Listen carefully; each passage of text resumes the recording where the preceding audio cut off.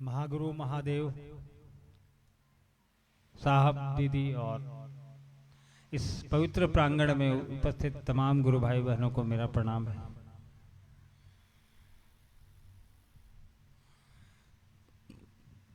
काफी समय बाद फिर उसी जगह आपसे मिलने का सौभाग्य प्राप्त हो रहा है।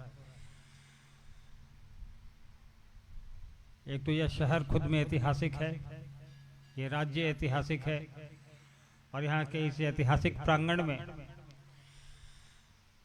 आप लोगों से दोबारा मुलाकात हो रही है। प्रयोजन भी महागुरु महादेव की बात करने का है, अपने गुरु शिव की चर्चा करने का है, आपकी बात को सुनने का है, कुछ अपनी बात सुनाने का है। आप लोगों में से कुछ लोगों को याद होगा कि आज से कुछ वर्ष पहले साहब श्री भी यहाँ पर आए थे। इसी प्रांगण में साहब ने आप लोगों से बात की थी। मुझे नहीं ध्यान आ रहा कि उसमें से कितने लोग आप लोग उपस्थित थे उस समय, लेकिन जिन लोगों ने इस प्रांगण में साहब से मुलाकात की थी, अगर वो यहाँ आज उपस्थित हैं तो कृपया जरा हाथ उठाएं। तो चलिए, काफी लोग हैं जो साहब से जिन्होंने यहाँ मुलाकात की। चलिए, अच्छी बात है। आज के इस कार्यक्रम में भी साहब को शारीरिक रूप में हम और आप इन आंखों से देख तो नहीं पा रहे हैं, लेकिन अनुभूत कर रहे हैं हम और आप, क्योंकि यह आयोजन ही उनके आशीर्वाद से हो रहा है, उनके उद्देश्य के निमित्त हो रहा है।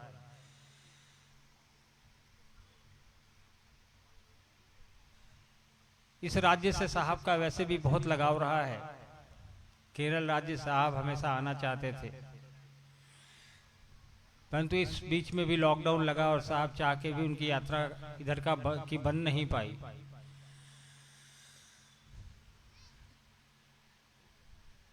लेकिन हमको आपको साहब ने जो काम दिया है, जो उद्देश्य दिया है, उस पे चर्चा करने को कहा है, उस पे लोगों से बात करने को कहा है, उससे लोगों को जोड़ने को कहा है।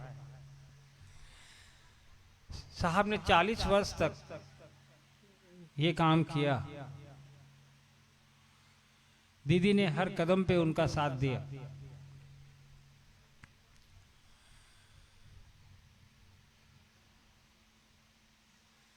साहब दीदी दोनों ने वर्षों तक कदम से कदम मिलाकर महादेव की चर्चा की, लोगों को जोड़ा, लोगों को यह बताने का प्रयास किया कि हम उस महादेव की बात करते हैं, उस भगवान की बात करते हैं जो हर घर में पूजित है, हर घर में जिसकी पूजा होती है। हजारों हजार वर्ष पहले से महादेव की पूजा इस देश में, इस पूरी सृष्टि में होती आई है।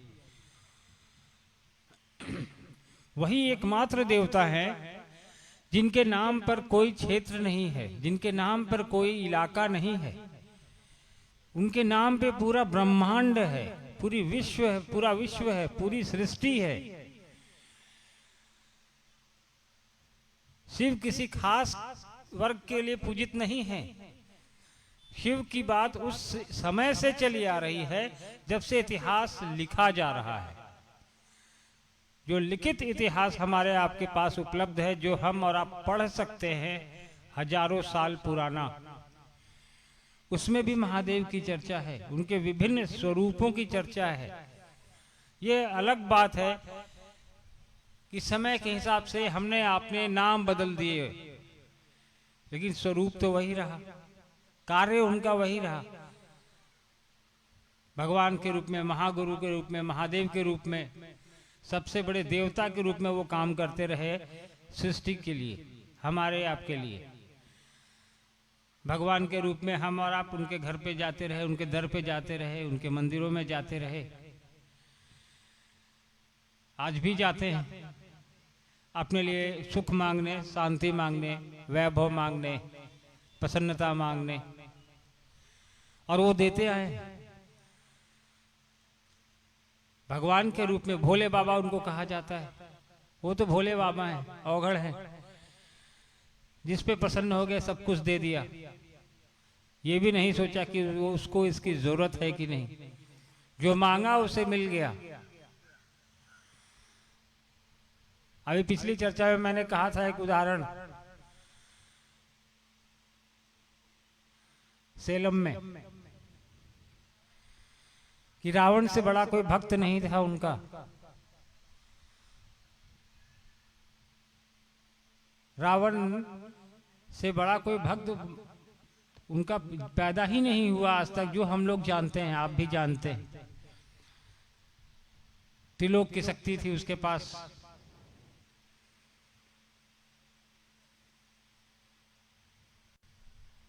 उसको कभी ना कोई हरा पाएगा, ऐसा वरदान था उसके पास। महादेव की लंका, सोने की लंका जो उन्होंने बनवाई, वो उसको महादेव ने दे दिया। जिस घर की पूजा कराने वो गए, वही उनको उपहार में मिल गया। तीनों लोगों का स्वामी था वो, ताकत के मामले में। कमी क्या थी आखिर रावण के पास? महादेव का इतना बड़ा वरदान, महादेव का सबसे बड़ा भक्त, फिर भी युद्ध में वो हार जाता है, पराजित होता है। प्रभु श्री राम के साथ उसकी लड़ाई हुई, इसमें वो हार गए। क्यों? कहानियां तो हम लोग पढ़ लेते हैं,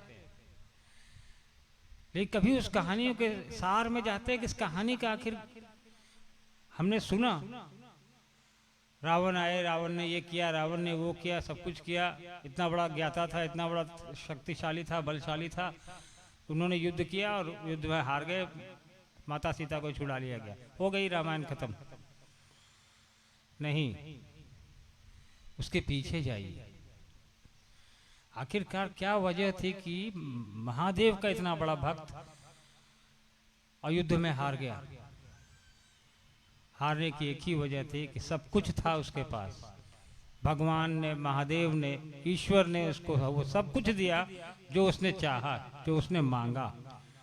हजारों हजार साल वो तपस्या करता था, खुश किया उसने भगवान को, महादेव को, और अपनी मुंह मांगी चीजें उनसे ले ली। लेकिन ये नहीं लिया कि इन चीजों का इस्तेमाल कैसे करना है। ताकत तो मिल गई उसको, उस ताकत का इस्तेमाल कैसे करना है आपको। उस ताकत का अहंकार आपको हो गया, तो उस ताकत का फिर क्या फायदा है? तो साहब ने क्या कहा, समझिएगा इन चीजों को, कि भगवान गुरु हो सकते हैं। गुरु को जब भगवान का दर्जा दिया जा सकता है, साहब ने लिखा है एक जगह कि गुरु जब भगवान हो सकते हैं तो भगवान गुरु क्यों नहीं हो सकते? तो साहब ने कहा कि महादेव से बाकी चीजें तो हम और आप ले ही रहे हैं, उसी महादेव को जिससे हम भगवान के रूप में जिसकी पूजा करते हैं, अर्चना करते हैं, प्रतिदिन घर में शिवलिंग में जल चढ़ाते हैं, बेलपत्र चढ़ाते हैं, फूल चढ़ाते हैं, सुख समृद्धि की कामना करते हैं, उसी महादेव को हमने कहना है कि हे महादेव, आप मेरे गुरु हैं, हम पर दया करिए। और वो गुरु का काम करते हैं, ऐसा साहब ने बताया हमको, आपको, क्योंकि साहब ने 30 साल 40 साल इस पे एक तरह से कहिए रिसर्च किया, अध्ययन किया, साधना की, तंत्र साधना की, श्मशान गए, अघोरियों के साथ रहे, तांत्रिकों के साथ रहे, अनेक शारीरिक गुरुओं के साथ रहे। उसके बाद का ये प्रतिफल है कि साहब ने कहा नहीं, महादेव से बढ़िया कोई गुरु हो ही नहीं सकता, क्योंकि जगत गुरु के रूप में तो वो पूर्व से प्रचलित है। लेकिन हमको आपको जानकारी नहीं है कि वो महादेव जिसकी भगवान के रूप में हम और आप पूजा करते हैं, वो गुरु के भी रूप में काम करता है। जानकारी नहीं है हमें। आप साहब दीदी ने इसको कमरे से बाहर कर दिया। जो किताबों तक सीमित था कि महादेव गुरु का काम करते हैं, जगत गुरु है लिखा हुआ है, बहुत जगह लिखा हुआ है, आपने पढ़ा, हमने पढ़ा, उन्होंने पढ़ा, इन्होंने पढ़ा, बताया नहीं किसी को, ना उस पर टेस्ट किया कि सही में काम करते भी है या नहीं करते। तो साहब ने इन चीजों को अपने 40 साल की तपस्या के बाद एक निचोड़ बाहर निकाला कि महादेव के गुरु स्वरूप से हम और आप भी जुड़ सकते हैं। जैसे पहले किताबों में जुड़े हैं लोग, नाम है उनका, लेकिन हम और आप उनको नहीं जानते हैं कि महादेव गुरु का भी काम करते हैं, ऐसा कोई कहने वाला है। लोग अपने कुछ अनुयायियों के साथ महादेव के साथ जुड़े गुरु स्वरूप से, या फिर अपने ही तक सीमित रखा है इन चीजों को। सामान्य जनमानस को, हमको आपको नहीं बताया कि भाई महादेव का ये स्वरूप भी है, जिससे हम धन वैभव मांग सकते हैं, अपने लिए घर और गाड़ी मांग सकते हैं, अपने लिए संपदा मांग सकते हैं, संपत्ति मांग सकते हैं। तो अपने लिए उस गुरु से एक ज्ञान की मांग भी कर सकते हैं, और वो देते आए हैं। क्योंकि नहीं देते आए होते तो हमसे आपसे पहले लोग उनको जगत गुरु के रूप में नहीं मान रहे होते। साहब ने कुछ नया नहीं किया। साहब ने कहा कि महादेव को गुरु तो बना ही लीजिए आप, साथ में दूसरे को भी कहिए कि तुम भी बना सकते हो। उसके लिए साहब ने अपनी इतने दिन की तपस्या साधना, जो कह लें हम और आप, उसको 3 सूत्र के रूप में लाके हमारे आपके सामने रख दिया। कहा कि यह 3 तरीका है उस महादेव से जुड़ने का, उसके गुरु स्वरूप से जुड़ने का। उस 3 तरीकों में जो 3 सूत्र हमारे से पहले जो भी आपके गुरु भाई आए होंगे या बहन आई होंगी मंच पे, उन्होंने आपको बताया होगा 3 सूत्र के बारे में। साहब ने कहा कि यह 3 सूत्र करो और कुछ करने की जरूरत नहीं है। महादेव के गुरु स्वरूप से जुड़ने के लिए कोई चौथा सूत्र नहीं आवश्यक है, यही 3 सूत्र काफी है। इस 3 सूत्र में साहब ने कोई बंधन नहीं रखा, कोई वर्जना नहीं रखी। साहब ने कहा कि हर वो आदमी, हर वो इंसान जो धरती पर आया है, वो पात्रता रखता है कि वो शिव को अपना गुरु बना सके, और इसकी प्रक्रिया इसी 3 सूत्र से शुरू होती है और इसी 3 सूत्र पे समाप्त भी हो जाती है। बस आवश्यकता है उस 3 सूत्र को हमको आपको करने की। और तीनों सूत्र आपको पता है, जो भी पुराने लोग हैं सब लोगों को मालूम है कि वो 3 सूत्र कितना आसान है। ना इस 3 सूत्र को करने के लिए किसी को आपको पैसे देने हैं, न लेने हैं, न कोई बहुत बड़ी व्यवस्था करनी है। दया मांगनी है, उनसे प्रणाम करना है, उनसे नमः शिवाय से 108 बार 24 घंटे में, और दूसरे को कहना है कि हमारे गुरु हैं, आपके भी हो सकते हैं। इन तीनों की अपनी अपनी महत्ता है, तीनों का अपना अपना इंपॉर्टेंस है तीनों सूत्र का। इसमें 2 सूत्र तो हम और आप अपने लिए करते हैं, नमन करते हैं, प्रणाम करते हैं नमः शिवाय से, वो हम अपने लिए करते हैं। दया की याचना करते हैं, वो अपने लिए करते हैं हम और आप। तीसरा जो साहब ने कहा कि दूसरों को भी बताओ कि महादेव गुरु का काम करते हैं। इसमें हम अपना भी कल्याण करते हैं और उस शख्स का भी करते हैं जिसको हम ये बता रहे हैं। क्योंकि बताने के दौरान भी जितनी देर आप महादेव का नाम ले रहे हैं, उनकी परिधि में आप जा रहे हैं, आपके जेहन में महादेव का नाम आ रहा है, उतनी देर आप उनकी परिधि में है, उनकी बनाई सृष्टि में, उनके हिसाब से है। तो ये 3 सूत्र बहुत ही जरूरी है। आवश्यकता है हमको आपको करने की, समझने की। आप इतनी दूर से यहाँ चल के आए हैं, अपना समय निकाल के आए हैं, अपना आपने पैसा लगाया यहाँ तक आने के लिए, जानेंगे वापस जाएंगे, उसमें भी पैसे लगेंगे आपके। आखिर क्यों लगाया आपने? कुछ सोचा है आपने इस बारे में कि आखिर आपको क्या पड़ी है कि आप अपना पैसा लगा के यहाँ के इस गर्मी में बैठे हैं? कोई आवश्यकता है? यहाँ आने से आपको कुछ आर्थिक लाभ तो हुआ नहीं, उल्टा नुकसान ही हुआ होगा, कुछ पैसे लग गए होंगे आपके। हो सकता है इसमें आपने सहयोग भी किया होगा। ये जो पंडाल लगा है, ये जो माइक लगा है, ये जो टीवी चल रहा है, इसके पीछे कभी आपने सोचा? इसलिए तो नहीं किया आपने कि अन्नू भैया आ रहे हैं या बरखा दीदी आ रही हैं तो हमको करना है आयोजन। वो हमको आपको एक जुड़ाव पैदा करता है कि नहीं, मेरे गुरु भाई बहन आ रहे हैं या मेरे गुरु भाई बहन मिलेंगे वहाँ, मेरे गुरु की चर्चा होगी वहाँ, चलते हैं जरा हम भी देखेंगे क्या बात हो रही है, क्या सुन रहे, क्या सुनाएं, इस पे भी चर्चा होगी। कैसे महादेव से जुड़े, इस पर बात होगी। कैसे और लोगों को जोड़े, इस पे बात होगी। लेकिन आपकी मन स्थिति, मेरी मन स्थिति यहाँ तक तो आ गई कि रांची से चल के ये 1500 किलोमीटर दूर हम लोग आपके पास आ गए। आप अपना समय छोड़ के, काम छोड़ के, छुट्टी निकाल के यहाँ बैठे हैं महादेव की बात करने के लिए, अपने गुरु की बात करने के लिए। यह हमारे आपके मन स्थिति में बदलाव दिखाता है। यह दिखाता है कि आज संडे को कोई बगल के बीच पे नहीं जाके आप शिव की बात करने बैठे हैं। यह परिवर्तन महादेव के गुरु स्वरूप से जुड़ने के बाद ही आएगा और आ भी रहा है। पूरी सृष्टि में आज 5 करोड़ से ज्यादा गुरु भाई गुरु बहन मौजूद हैं जो महादेव की चर्चा को, महादेव की बात को, उसकी परिधि में थोड़ी देर रहने के लिए भी अपना समय निकाल लेते हैं। आपने निकाला है। हम और आप भाग्यशाली है कि महादेव ने इस काम के लिए हमको आपको चुना है। साहब दीदी ने एक मौका दिया है हम लोगों को कि सृष्टि में अपने आने का और अपने जाने का जो बीच का दौरा है, बीच की यात्रा है, इसको सफल बनाएं। बनाने के लिए साहब ने हमें रास्ता दिखाया, दीदी ने हमें रास्ता दिखाया। कोई वर्जना नहीं बनाई।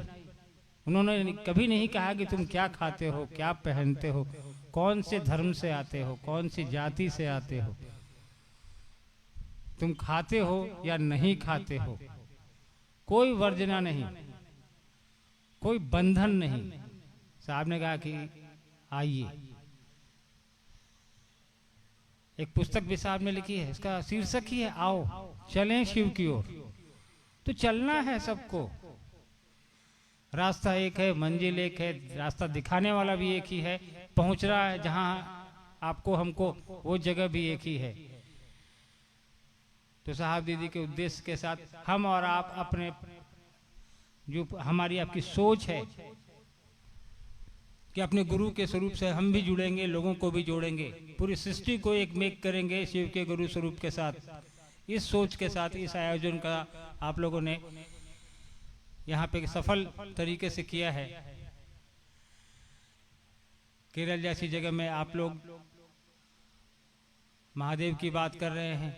ऐतिहासिक शहर है, ये मंदिर का प्रांगण है। केरल के बारे में मैं पढ़ रहा था कि भारत की खोज तो इसी रास्ते से ही हुई।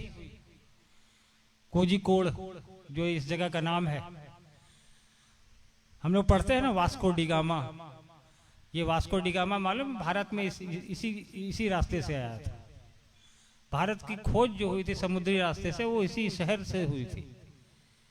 ये बरखा जी ने मुझे सुबह बताया तो मैंने भी फिर उसको गूगल किया। मैंने देखा कि ये शहर तो ऐतिहासिक है बहुत मायनों में। हम लोग बिहार में मजाक में बोलते हैं ना वास्को डिगामा भइल बड़ा। तो ये शहर बहुत ही ऐतिहासिक है। भारत का एक तरह से कहिए, भारत की खोज इसी रास्ते से दुनिया के कई देशों को परिचय हुआ होगा। अगर भारत देश से, भारत की संस्कृति से, भारत के व्यापार से, तो इसी रास्ते से हुआ होगा। और साहब की जो बनाई इस दुनिया है, जो साहब से शुरू होती है, दीदी से शुरू होती है, उसके हम और आप वाहक हैं। चलें आगे बढ़े हम लोग। साहब दीदी के उद्देश्य को अपने कंधों पे लेकर सब पूरी सृष्टि तक पहुंचाने का कार्य हमारा आपका है अब। क्योंकि साहब शरीर में तो नहीं है, दीदी भी अब शरीर में नहीं है, लेकिन उनका आशीर्वाद, उनका स्नेह, उनका मार्गदर्शन हमेशा हमारे आपके साथ मिलता रहेगा, मिलता है। हम तो अनुभूत करते हैं क्योंकि उनके बिना, उनके आशीर्वाद, उनके सहयोग के बिना हम और आप इतनी दूरी तक चल नहीं पाते इस काम में। लेकिन उनका है, हम और आप अनुभूत करें और उसी अनुभूतियों के साथ महादेव का काम करते रहें, आगे बढ़ते चलें। अगली उम्मीद ये करेंगे हम लोग किस पवित्र प्रांगण को की भूमि को तो नमन करते हुए कोई बड़ा प्रांगण में हम लोग आप लोग मिलें, ताकि ज़्यादा लोगों के साथ हमारी आपकी मुलाकात हो सके, ज़्यादा लोग अपने शिव की बात सुन सकें, शिव की बात कर सकें, और ज़्यादा से ज़्यादा लोग महादेव के गुरु स्वरूप से परिचित हो सकें, ऐसा प्रयास करना है। आप लोग का ज़्यादा समय नहीं लेंगे, गर्मी भी है। बरखा जी आप लोग के बीच बैठी है, मुझे अनुमति दीजिए, फिर आप लोग से ज़िंदगी रही तो मुलाकात होगी, इससे बड़ी जगह पे होगी, इससे बड़े मैदान में होगी, इससे ज़्यादा लोगों के साथ होगी। आप सभी को मेरा प्रणाम है, धन्यवाद।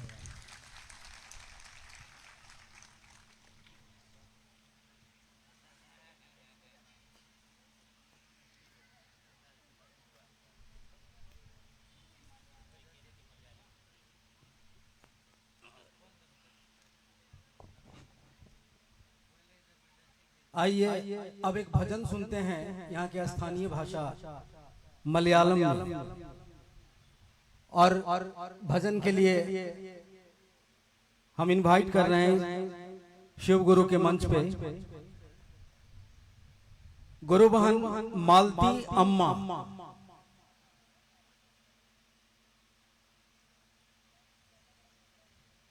Please come on the Shiv Guru stage.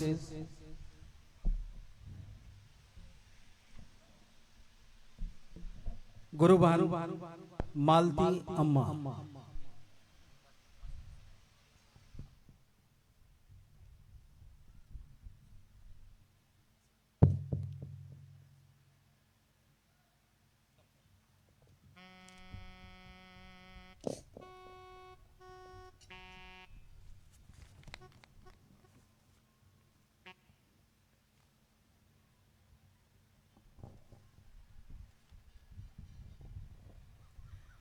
ओम गुरुदेवा।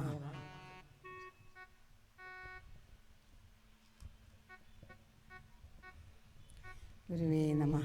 ओम नमः शिवाय। ओम नारायणाय। शिव गुरु गुरुदेवा गुरुदेवा गुरुदेवा। शिव गुरु गुरुदेवा शिवदेवा गुरुदेवा। शंकर गुरु जय शंकर गुरु आदि शंकर गुरुदेवा। शंकर गुरु जय शंकर गुरु आदि शंकर गुरुदेवा। शिव गुरु गुरुदेवा गुरुदेवा गुरुदेवा। शंकर गुरु जय शंकर गुरु आदि शंकर गुरुदेवा। आदि मंदर मल्लाम नीये ओम गुरु जय गुरु गुरुदेवा। आदि मंदर मल्लाम नीये ओम गुरु जय गुरु गुरुदेवा। पंचतंत्र कलाधर गुरुदेवा त्रिशूलधारी गुरुदेवा। चंद्रकलाधर गुरुदेवा त्रिशूलधारी गुरुदेवा। शिव गुरु गुरुदेवा गुरुदेवा गुरुदेवा। शंकर गुरु जय शंकर गुरु आदि शंकर गुरुदेवा।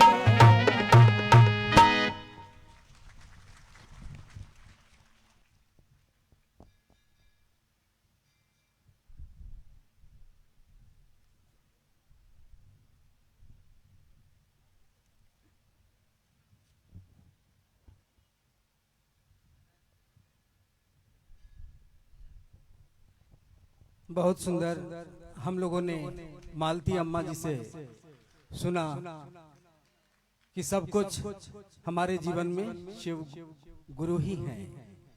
आइए आगे हम लोग सुनते हैं बहन गौरी अर्चिता गौरी, जिनके बारे में बताऊं आपको, ये नाम भी साहब श्री हरिंद्रानंद जी जो हमारे आपके वरेण्य गुरु भ्राता है, ये नाम भी उन्होंने ही दिया है। और गौरी हमारे साथ साहब दीदी के संकल्प में चल रही हैं बचपन से। आइए हम उनको सुनते हैं। She is also granddaughter of our varenya guru bhrata bahan Gauri Archita. Please come.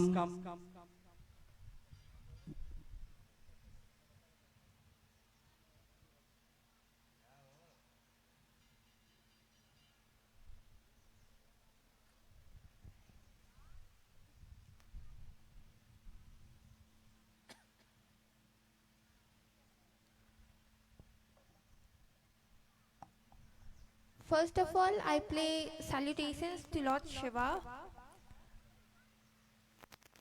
Shiv Shishya Sahab Sri Harindranan and Didi Neelam Anand ji and all of you present here.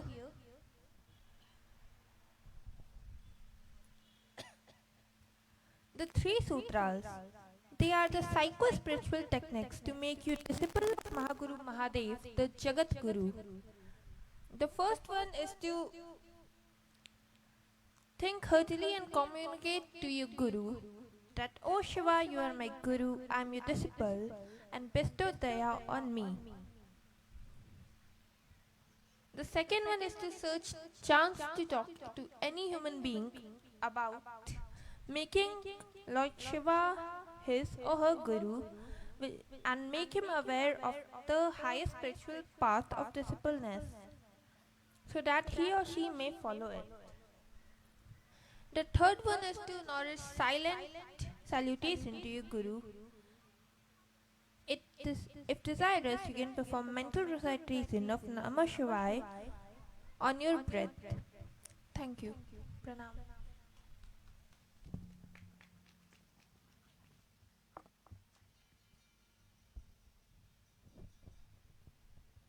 A great clapping to Bahan Gauri Archita. Very nice presentation. आइए अब हम आप एक भजन सुनेंगे और इस भजन के बाद सीधे हम लोग दीदी बरखा आनंद जी को सुनेंगे। साहब दीदी का यह आध्यात्मिक संकल्प जो आज प्रवाहित है पूरे भारत और भारत से बाहर, world wide, a new concept, let us be the disciple of Adi Guru Lord Shiva. आइए एक भजन सुनते हैं, उसके बाद दीदी बरखानंद जी को सुनेंगे हम आप। भजन के लिए हम इनवाइट कर रहे हैं भाई दिवाकर जी, आप आइए, प्लीज कम।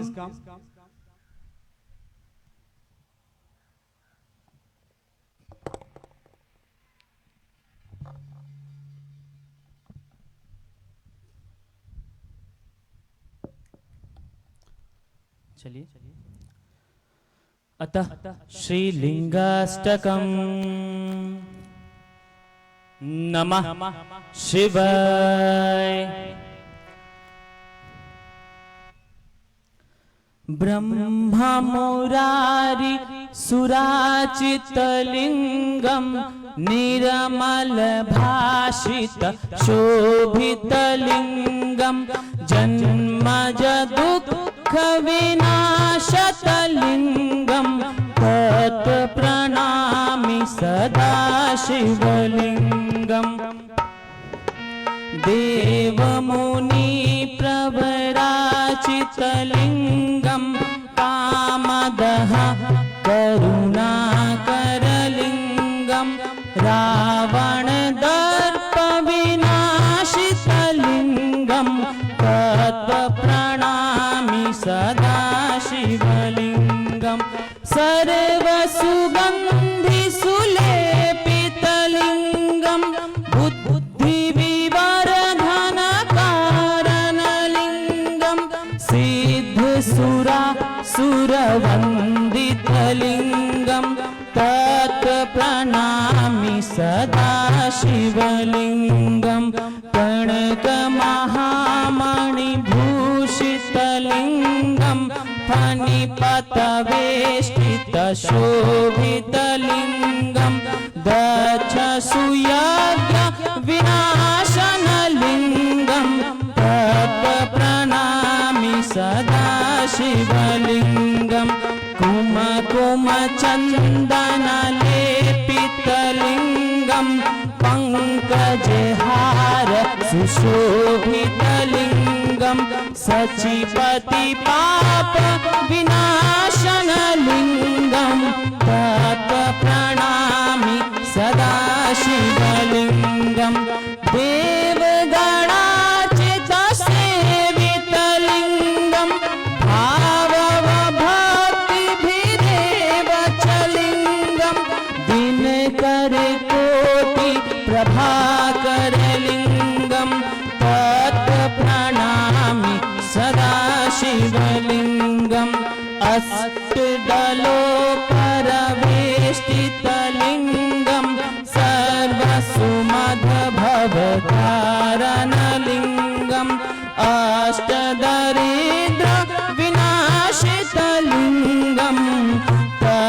प्रणमामि सदा शिवलिङ्गं सुरगुरु सुरवर पूजितलिङ्गं सुरवण पुष्प सदार्चितलिङ्गं परमात्मकलिङ्गं तत्त्वप्रणमामि सदा शिवलिङ्गं ब्रह्ममुरारि सुराचितलिङ्गं भावभक्ति धिरेव च लिङ्गं ब्रह्ममुरारि सुराचितलिङ्गं निर्मलभाषित शोभितलिङ्गम्।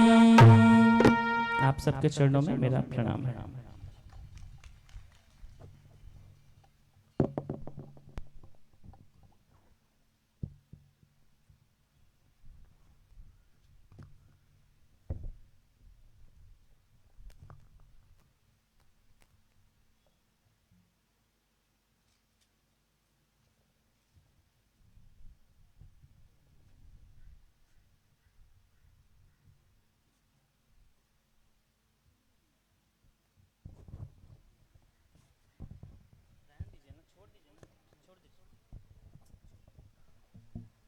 आइए अब हम लोग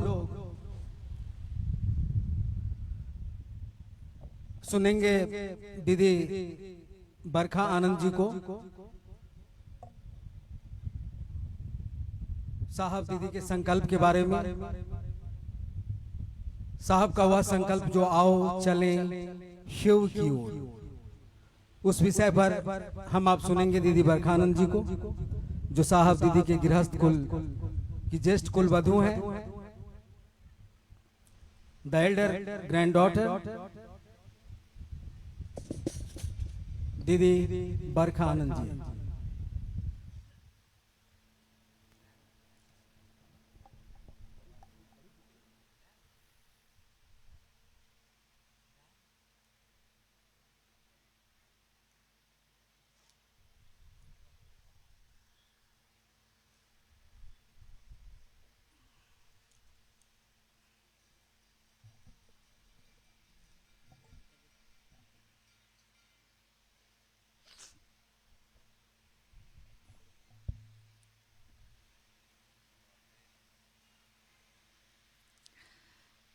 मेरे गुरु महेश्वर शिव को मेरा प्रणाम है। इस कालखंड के प्रथम शिव के शिष्य और हम सबके परम आदरणीय वरेण्य गुरु भ्राता साहब श्री हरिंद्रानंद जी के चरणों में मेरा प्रणाम है। शक्ति स्वरूपा माँ नीलमानंद जी के चरणों में मेरा प्रणाम है। और कालीकट के इस स्थान में, इस मंदिर के प्रांगण में उपस्थित आप सभी गुरु भाई गुरु बहन के चरणों में मेरा प्रणाम है। नमस्कारम।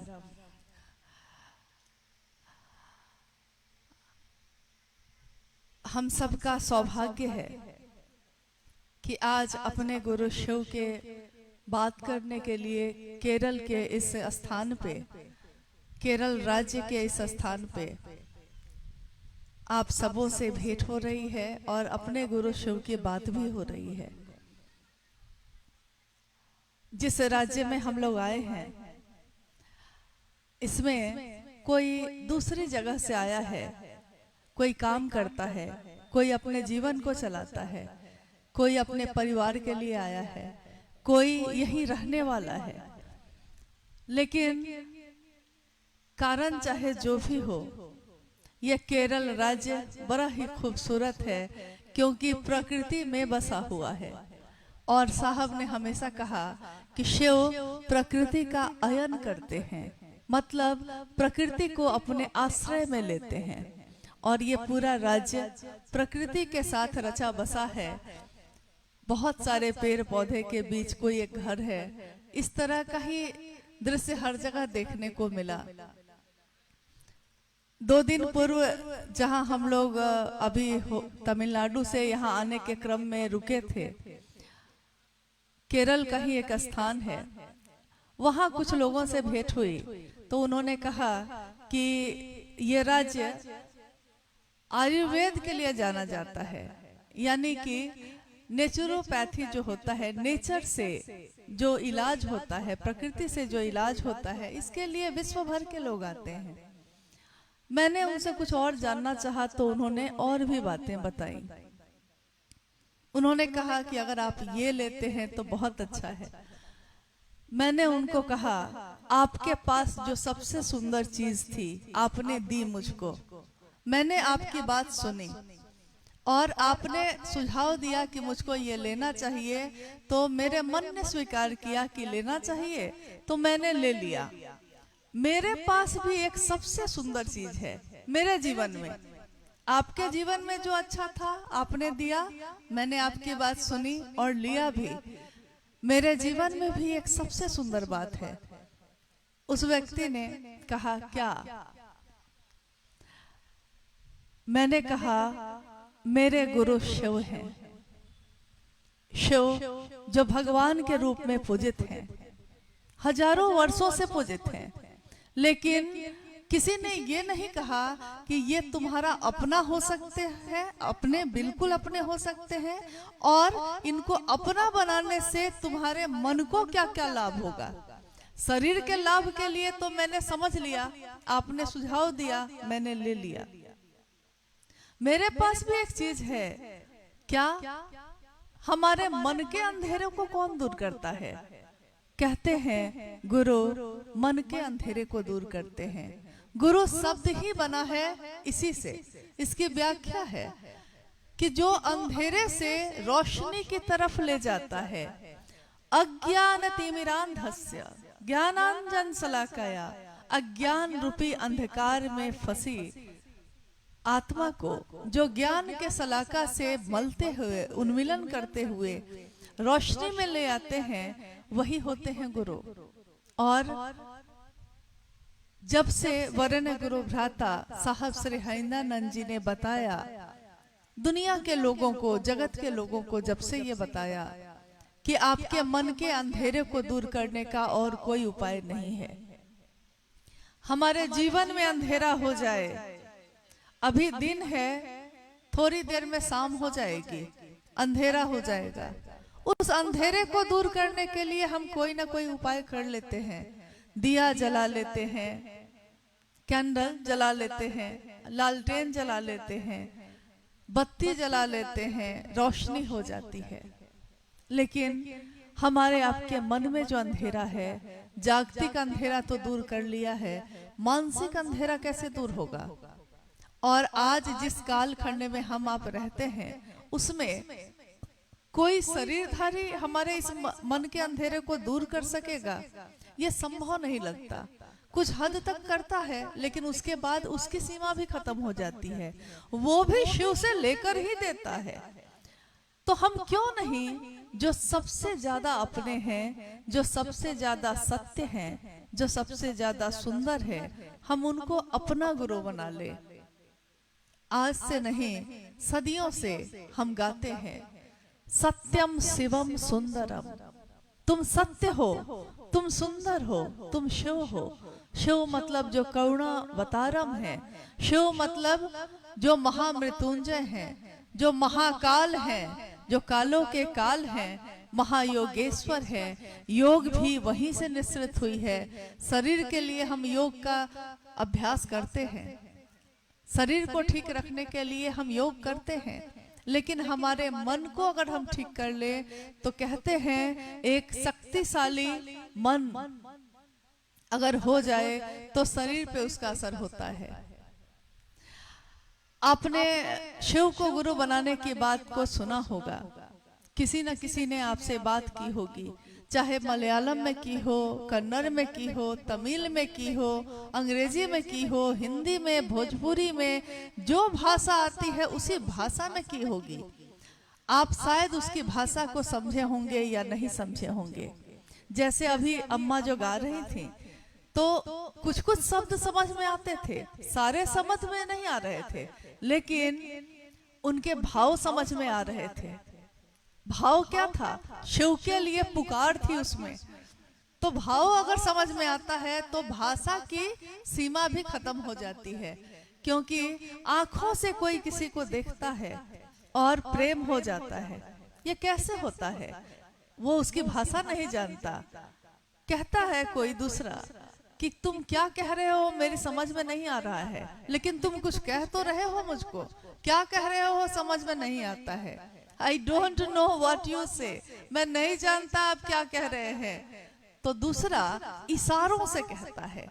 जब भाषा हमारी काम नहीं करती तो हम इशारे से काम लेते हैं, वो भी काम नहीं लेता तो आंखों की भाषा से काम लेते हैं कि वी आर, हम और आप, मेड फॉर ईच अदर, हम एक दूसरे के लिए बने हैं। और सामने वाला समझ जाता है। वो कैसे समझता है?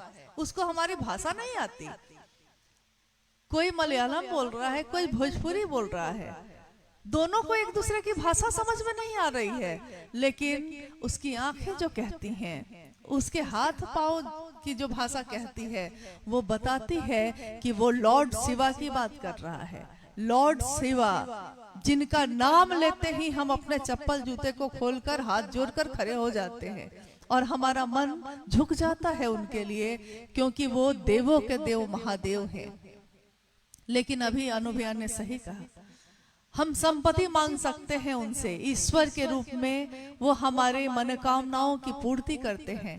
हम मनोकामनाओं की पूर्ति पा सकते हैं उनसे, लेकिन वो लेकर ही हम क्या करेंगे जिसको संभालने का ज्ञान ही नहीं हमको। हम संपत्ति ले सकते हैं अपने पिता की, लेकिन अगर संपत्ति को संभालने का ज्ञान नहीं हो तो वो संपत्ति मेरे किस काम की। कहते हैं माँ बाप एक दिन अपने बच्चों को खेत बांट कर दे देते हैं। खेत बांट कर दिया जा सकता है, लेकिन खेती करने ही नहीं आए। खेत है मेरे पास, कैसे किया जाता है, फार्मिंग कैसे की जाती है, अगर यही नहीं पता है तो हम उस खेत को लेकर करेंगे क्या। पैसे का मूल्य है, पैसे से बेच सकते हैं आप, लेकिन अनाज नहीं उगा सकते, पेट की भूख नहीं खत्म कर सकते आप, क्योंकि ज्ञान नहीं है।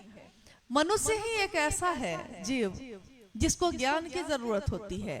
पशु को ज्ञान की जरूरत नहीं होती, थोड़े स्तर तक, कुछ दूर तक जरूरत होती है, लेकिन वो जन्मजात ही पैदा होता है। उसको पता है कि उसको खुद पैदा होकर खड़े होना है, उसको मालूम है उसको अपनी माँ का दूध खुद पीना है, लेकिन इंसान को नहीं मालूम।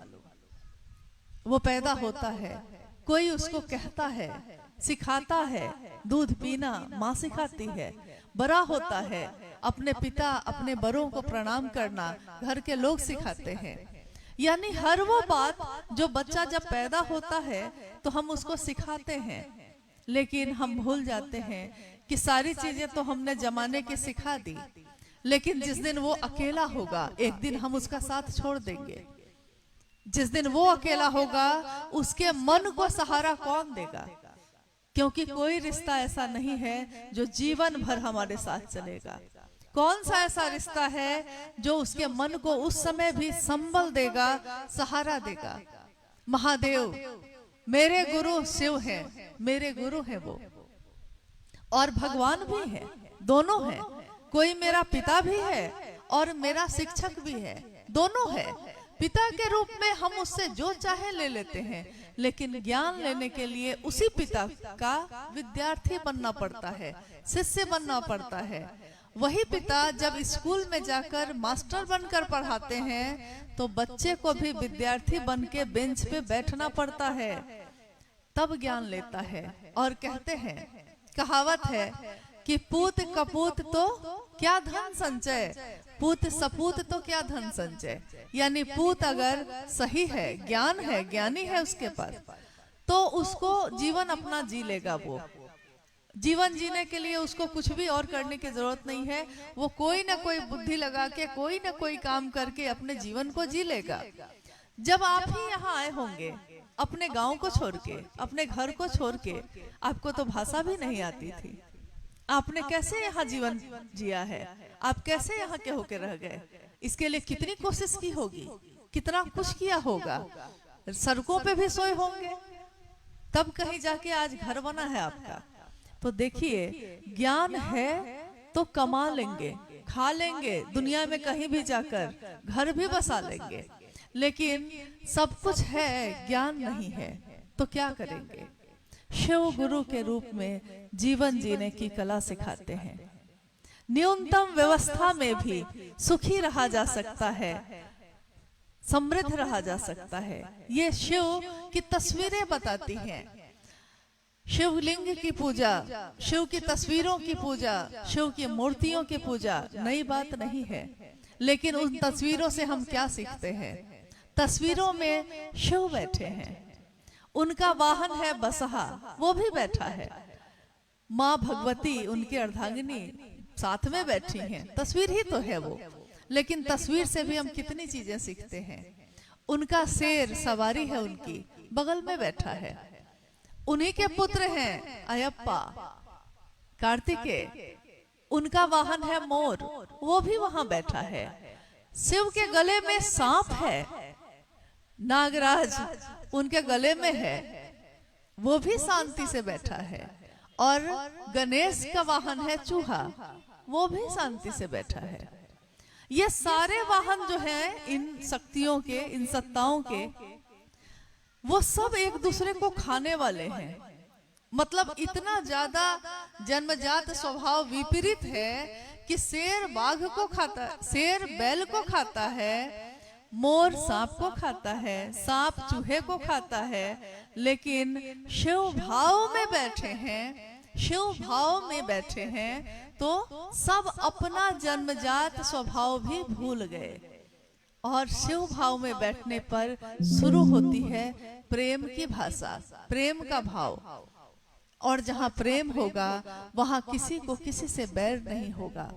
शिव शिष्यता की ये धारा जो मूल धारा है, मूल धारा मैंने इसलिए कहा क्योंकि बहुत मुख्य नदी कोई बहती है, उससे बहुत पतली पतली धाराएं भी निकलती हैं, लेकिन वो पतली धाराएं कुछ दूर पे जाके खत्म हो जाती हैं।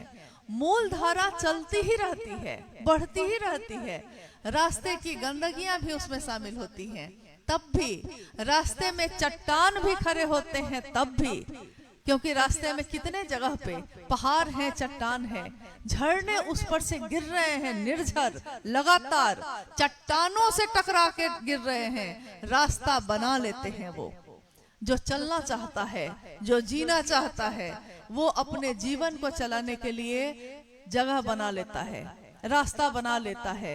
चलने वाले सीढ़ियों को भी नहीं चलना है, जिसको सीढ़ी को भी पहाड़ समझकर बैठा रह जाता है, और जिसको चलना होता है वो पहाड़ को भी सीढ़ियां बना लेता है। ये वाणी है साहब श्री हरिनानंद जी की। उन्होंने कहा कि मेरे जीवन में कितनी बाधाएं आई, मैंने जब शिव को गुरु बनाया कोई मेरा साथ देने वाला नहीं था, लेकिन मैं अवरोधों को ही आरोहण बनाता रहा। अवरोध मतलब समस्याएं, तकलीफ, दुख, दर्द, पीड़ा हर जगह हमको रोकती है, मेरे जीवन के बहने को रोकती है। लेकिन मेरे गुरु शिव की दया से हम उस सब से गुजरते हुए आगे बढ़ जाते हैं। तो वही साहब ने कहा, मैं अवरोधों को ही आरोहण बनाता रहा। मतलब चट्टान है रोकने के लिए, लेकिन मैं उन चट्टानों पे ही चढ़ चढ़ कर उस पार उतरता रहा अपने जीवन में, अपने गुरु शिव के सहारे, उनके संबल पे। यही बात उन्होंने कही कि जब सबसे सुंदर गुरु हमारे पास उपलब्ध है, क्यों नहीं दुनिया के लोग उसको अपना गुरु बनाते हैं। गुरु, सदगुरु, जगत गुरु, तीन श्रेणियां हैं, लेकिन जिस दिन संसार में गुरु शब्द के साथ तीन श्रेणियां लगी हैं। गुरु तीनों में लगा है, गुरु में भी गुरु है, सदगुरु के साथ भी गुरु लगा है, जगत गुरु के साथ भी गुरु लगा है, लेकिन श्रेणियां बदल जाती हैं। गुरु साधना से, कर्म से, स्पर्श से, अपनी वाणी से हमको आपको अपने पास बैठाकर, शरीरधारी कोई है तो कुछ दूर तक ले जाता है, कुछ दूर तक। ये कर्म करोगे, शिवलिंग पे जल चढ़ाओगे, इस मंत्र का जप करोगे, ब्रह्मचार्य व्रत रखोगे, तो ये चीजें हो जाएंगी। ऐसी बहुत सारी चीजें गुरु करवाते हैं अपने शिष्यों से, और एक दूरी तक वो भी लेकर जाते हैं। अगर सही गुरु मिल गया तो सदगुरु श्रेणी में भी, अपनी दया से वो शिव के पास पहुंचा सकते हैं हमको आपको, लेकिन उनकी भी शर्त उसके मन को सहारा एक सीमा तक ही उनकी शक्ति, क्योंकि कोई रिश्ता ऐसा नहीं एक है सीमा जो जीवन भर हमारे अपनी दया से वो सीधे शिव के पास हमको लेके जा सकते हैं, शरीरधारी ही, अगर कोई सही सदगुरु मिल गया है तो, लेकिन विशेष शर्तों के अधीन आए हुए। शर्त क्या होती है? जैसे मांसाहार छोड़ के आना होगा, प्याज लहसुन छोड़ के आना होगा, ब्रह्मचारी बन के आना होगा, मंत्र का जप करना होगा, इतने करोड़ मंत्रों का जप करना होगा, आदि आदि इत्यादि कितनी चीजें। यानी वहां भी एक सीमा के बाद उनकी पसंद और नापसंद के अनुसार ही जो आएगा उसी को वो शिव तक लेकर जा सकते हैं। लेकिन जब जैसे ही हम कहते हैं जगत गुरु शिव, विश्व गुरु, आदि गुरु, जैसे ही हम ये शब्द कहते हैं तो सीधे हमारा मन जाता है शिव के शरण में, और शिव के पास कोई वर्जना नहीं, कोई बंधन नहीं, कोई बाध्यता नहीं है, क्योंकि शिव मात्र अपनी दया से सीधे शिव बना सकते हैं। जैसी भी जीवात्मा है, हम अधम है, हम पापी हैं अगर तब भी, और हम बहुत पवित्र आत्मा है तब भी, शिव के पास कोई वर्जना नहीं है, कोई बाध्यता नहीं है। हम अपने जीवन को जीने के लिए साधारण सामान्य इंसान हैं हम लोग, हमसे गलतियां होती हैं, हमसे कुछ भूल होती है, लेकिन शिव उन भूलों को भी सुधार कर हमको गले से लगाते हैं। और हमारे आपके जैसे लोगों के मन में, जहां हमारा मन समझ सकता है, जितना समझ सकता है, उस मन के स्तर तक आकर ज्ञान देने की जिम्मेवारी वहन करते हैं। तो हम क्यों नहीं सीधे उस शिव को ही अपना गुरु बनाते हैं। और शिव को गुरु बनाने के लिए बहुत बड़ी लंबी चौड़ी प्रक्रिया नहीं है, मात्र ये 3 सूत्र जो अभी गौरी जी ने बताया, मात्र ये 3 सूत्र, मन ही मन अपने गुरु शिव से दया की याचना करना। कहते हैं, साहब ने कहा कि गुरु से दया मांगना भक्ति की अभिव्यक्ति है। भक्त कहते हैं हम किसी को, कोई भक्त है, सामान्य बोलचाल की भाषा में भी हम ये बोल देते हैं, लेकिन हम ये नहीं समझते कि भक्त क्या होता है। कोई विचारों में खरा है, उसके विचार जब गहरे होते हैं तो भाव बनते हैं, भाव भी जब गहरे होते हैं तो प्रेम बनता है, प्रेम भी जब गहरा होता है और प्रेम का चरमोत्कर्ष होता है, उसको कहते हैं भक्ति। बहुत कठिन है ये भक्ति, इतना आसान नहीं है जितना सुनने में लगता है। लेकिन हम जैसे हैं जो हैं वैसे ही अगर शिव को अपना गुरु बना लेते हैं तो वो शिव हमको खुद ही अपने पास आने के लायक बना लेते हैं, पात्र बना देते हैं, योग्य बना देते हैं। हम में योग्यता नहीं है, लेकिन वो जहां से योग्यता शुरू ही होती है, हम में कुछ नहीं है, हम अधम हैं, हम पतित हैं, लेकिन वो महादेव पावन है। पावन यानी कि जहां जाके सब कुछ पावन हो जाता है, अब वहां कुछ भी अपवित्र नहीं हो सकता। हम में कुछ नहीं है, लेकिन उसमें बहुत कुछ है। हम कहते हैं कि हम गरीब हैं, बेसहारा हैं, कमजोर हैं, लेकिन हमारे दिलों में अगर शिव बसता है तो वो शिव हम सबों का राजा है।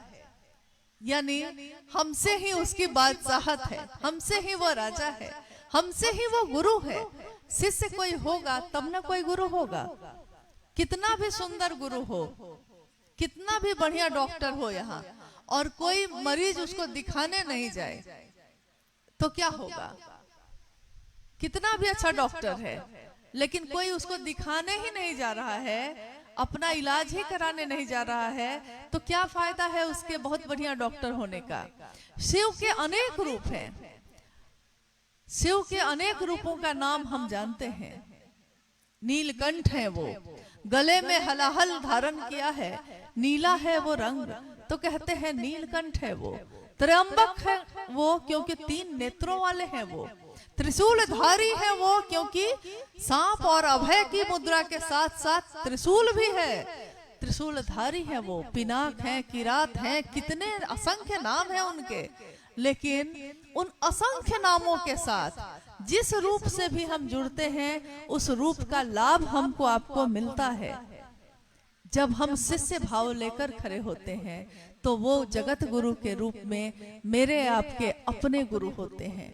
और जब कोई अपना हो जाता है तो हम उसकी कितनी परवाह करते हैं इसकी आप कल्पना भी नहीं कर सकते। मेरा बेटा बीमार हो गया, पूरी रात हम डॉक्टर के बाहर, हॉस्पिटल के बाहर डॉक्टर के इंतजार में गुजार देते हैं, एक सेकंड के लिए भी थकते नहीं हैं, क्योंकि मेरा बेटा बीमार है, हम नहीं दिखाएंगे तो कौन दिखाएगा। मेरा शब्द कितना महत्वपूर्ण है इसका विचार करिए। मेरे घर में कुछ हो गया है, अब हम रहते हैं कहीं और मीलों दूर, लेकिन कुछ हो गया है, वहां जाना है, ट्रेन में सीट नहीं मिलती है, बाथरूम में बैठकर अपने घर लौट जाते हैं। मेरा है वो। तो जब मेरा कहते हैं हम किसी को, उसके लिए परवाह पैदा होती है। इसीलिए पहला सूत्र है मेरे गुरु शिव, हे शिव आप मेरे गुरु हैं, मैं आपका शिष्य हूँ, मुझे शिष्य पर दया कर दीजिए। मर्सी, दया क्या है ये? क्योंकि कृपा का अर्थ होता है कि जो हम करेंगे वो हमको मिलेगा, उतना हमको मिल जाएगा।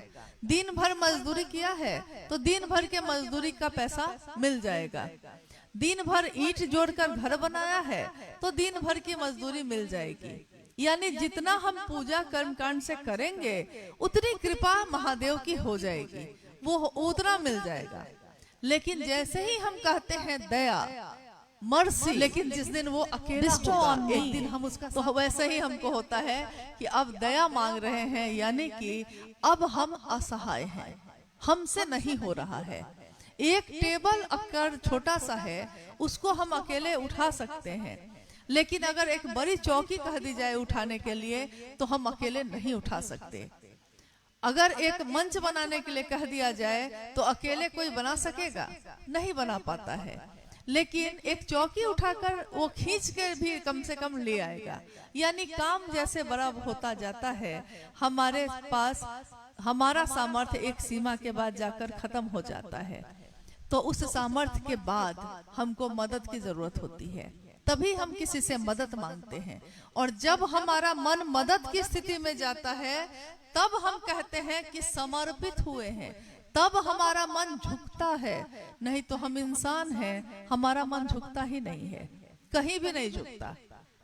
इतना जोर से अहंकार खड़ा होता है कि अगर कोई अच्छी से अच्छी बात भी कहने आता है तो हम सोचते हैं कि मेरे पास खुद बुद्धि है, मेरे पास खुद ज्ञान है, हम खुद कर लेंगे, आपके कहने से हम क्यों करें।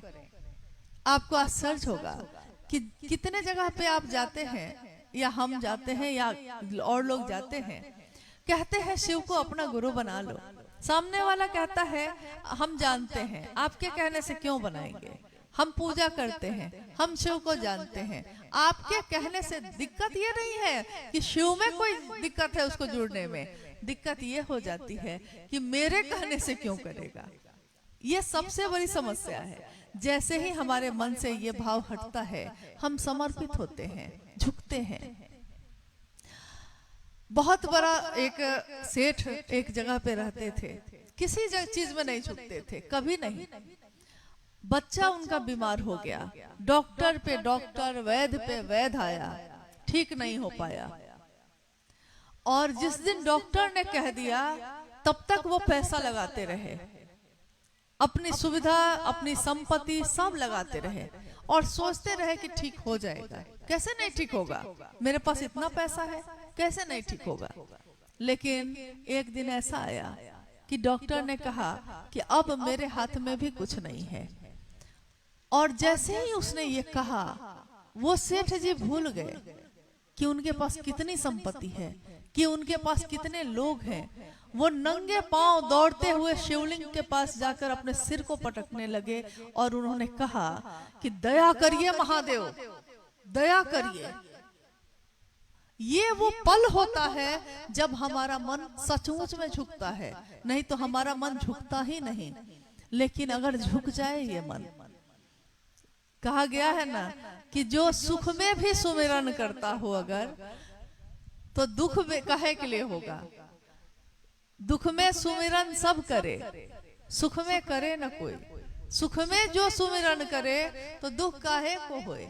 महादेव जब मेरे आपके गुरु होते हैं, हम दया की याचना करते हैं, बार बार मेरे मन में ये बात दोहराई जाती है, तो एक दिन मेरा मन झुकता है। इसका विज्ञान है, इसका परिणाम है, यही होता है।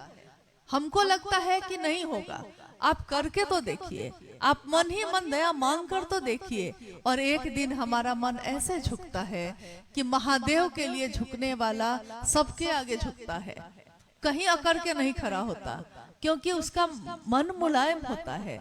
वो झुकता है अपने शिव के लिए, वो चाहता है मेरे गुरु शिव की स्थापना उसके दिल में भी हो जाए। इसके लिए तो पहला सूत्र हमें भक्ति की अभिव्यक्ति सिखाता है, यानी दया की याचना।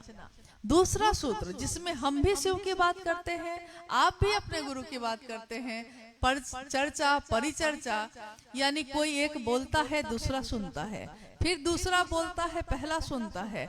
तो हम सब जो एक दूसरे की बात सुन रहे हैं और बोल रहे हैं, तो हमारा मन भी बार बार कहता है कि शिव मेरे गुरु हैं, और जो सुन रहे हैं उनका मन भी कहता है कि शिव मेरे गुरु हैं। स्टेशन हमको देखा हुआ नहीं है यहाँ का। मैंने किसी से कहा कि स्टेशन पहुंचा दीजिएगा हमको, वो कहता है कि हाँ चलिए पहुंचा देते हैं, और स्टेशन पहुंचाने हमको चला जाता है। बताइए कि हमको स्टेशन पहुंचाने में वो खुद भी पहुंचता है कि नहीं पहुंचता है। शिव की बात करने वाले के साथ भी ऐसा ही होता है, वो बात तो खुद शुरू करता है, लेकिन दूसरे का मन शिव तक पहुंचाने में उसका मन भी शिव तक पहुंच जाता है। बस इतना ही होता है, और हमको पता भी नहीं चलता कि मन कब पहुंच गया। तीसरे सूत्र में हम शिव को नमन करते हैं। महादेव को हमारे नमन की जरूरत नहीं, महादेव को हमारे नमस्कार और प्रणाम की जरूरत नहीं है, लेकिन हमको आपको जरूरत है कि हम अपने गुरु को प्रणाम भी ना करें।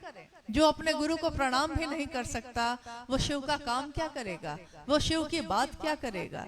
और सबसे जरूरी बात है, ये तीनों सूत्र हम कर भी ले, बाहर बाहर ही अगर करते रह गए तो होगा यही कि आपने देखा होगा कि कभी कभी कैसेट बजाते हैं हम, लेकिन अब तो कैसेट का जमाना भी नहीं है, पेन ड्राइव बजाते हैं, चिप लगाते हैं, बजाते हैं हम गाना।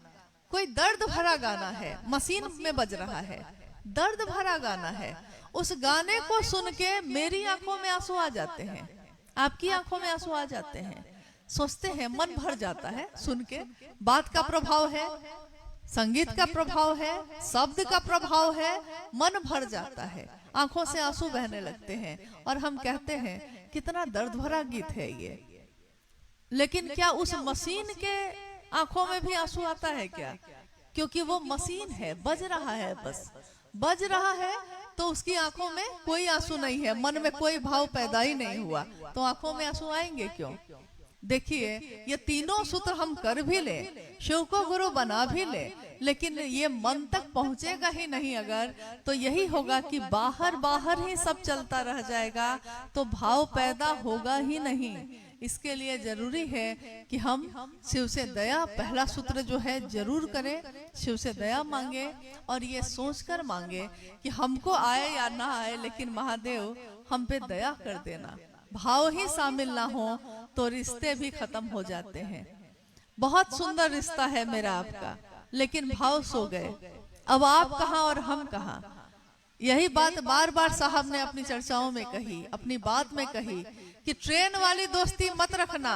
अभी हम लोग इस यात्रा में आए हैं तो हम लोग खूब मिल रहे हैं, कुछ गुरु भाई गुरुबान खूब हम लोग के साथ चल रहे हैं, हम लोग लौटेंगे और वो भी अपने घर को लौट जाएंगे शायद, क्या पता उनको याद होगा कि नहीं कि इसके बाद भी शिव मेरे गुरु हैं, मेरे भी और उनके भी।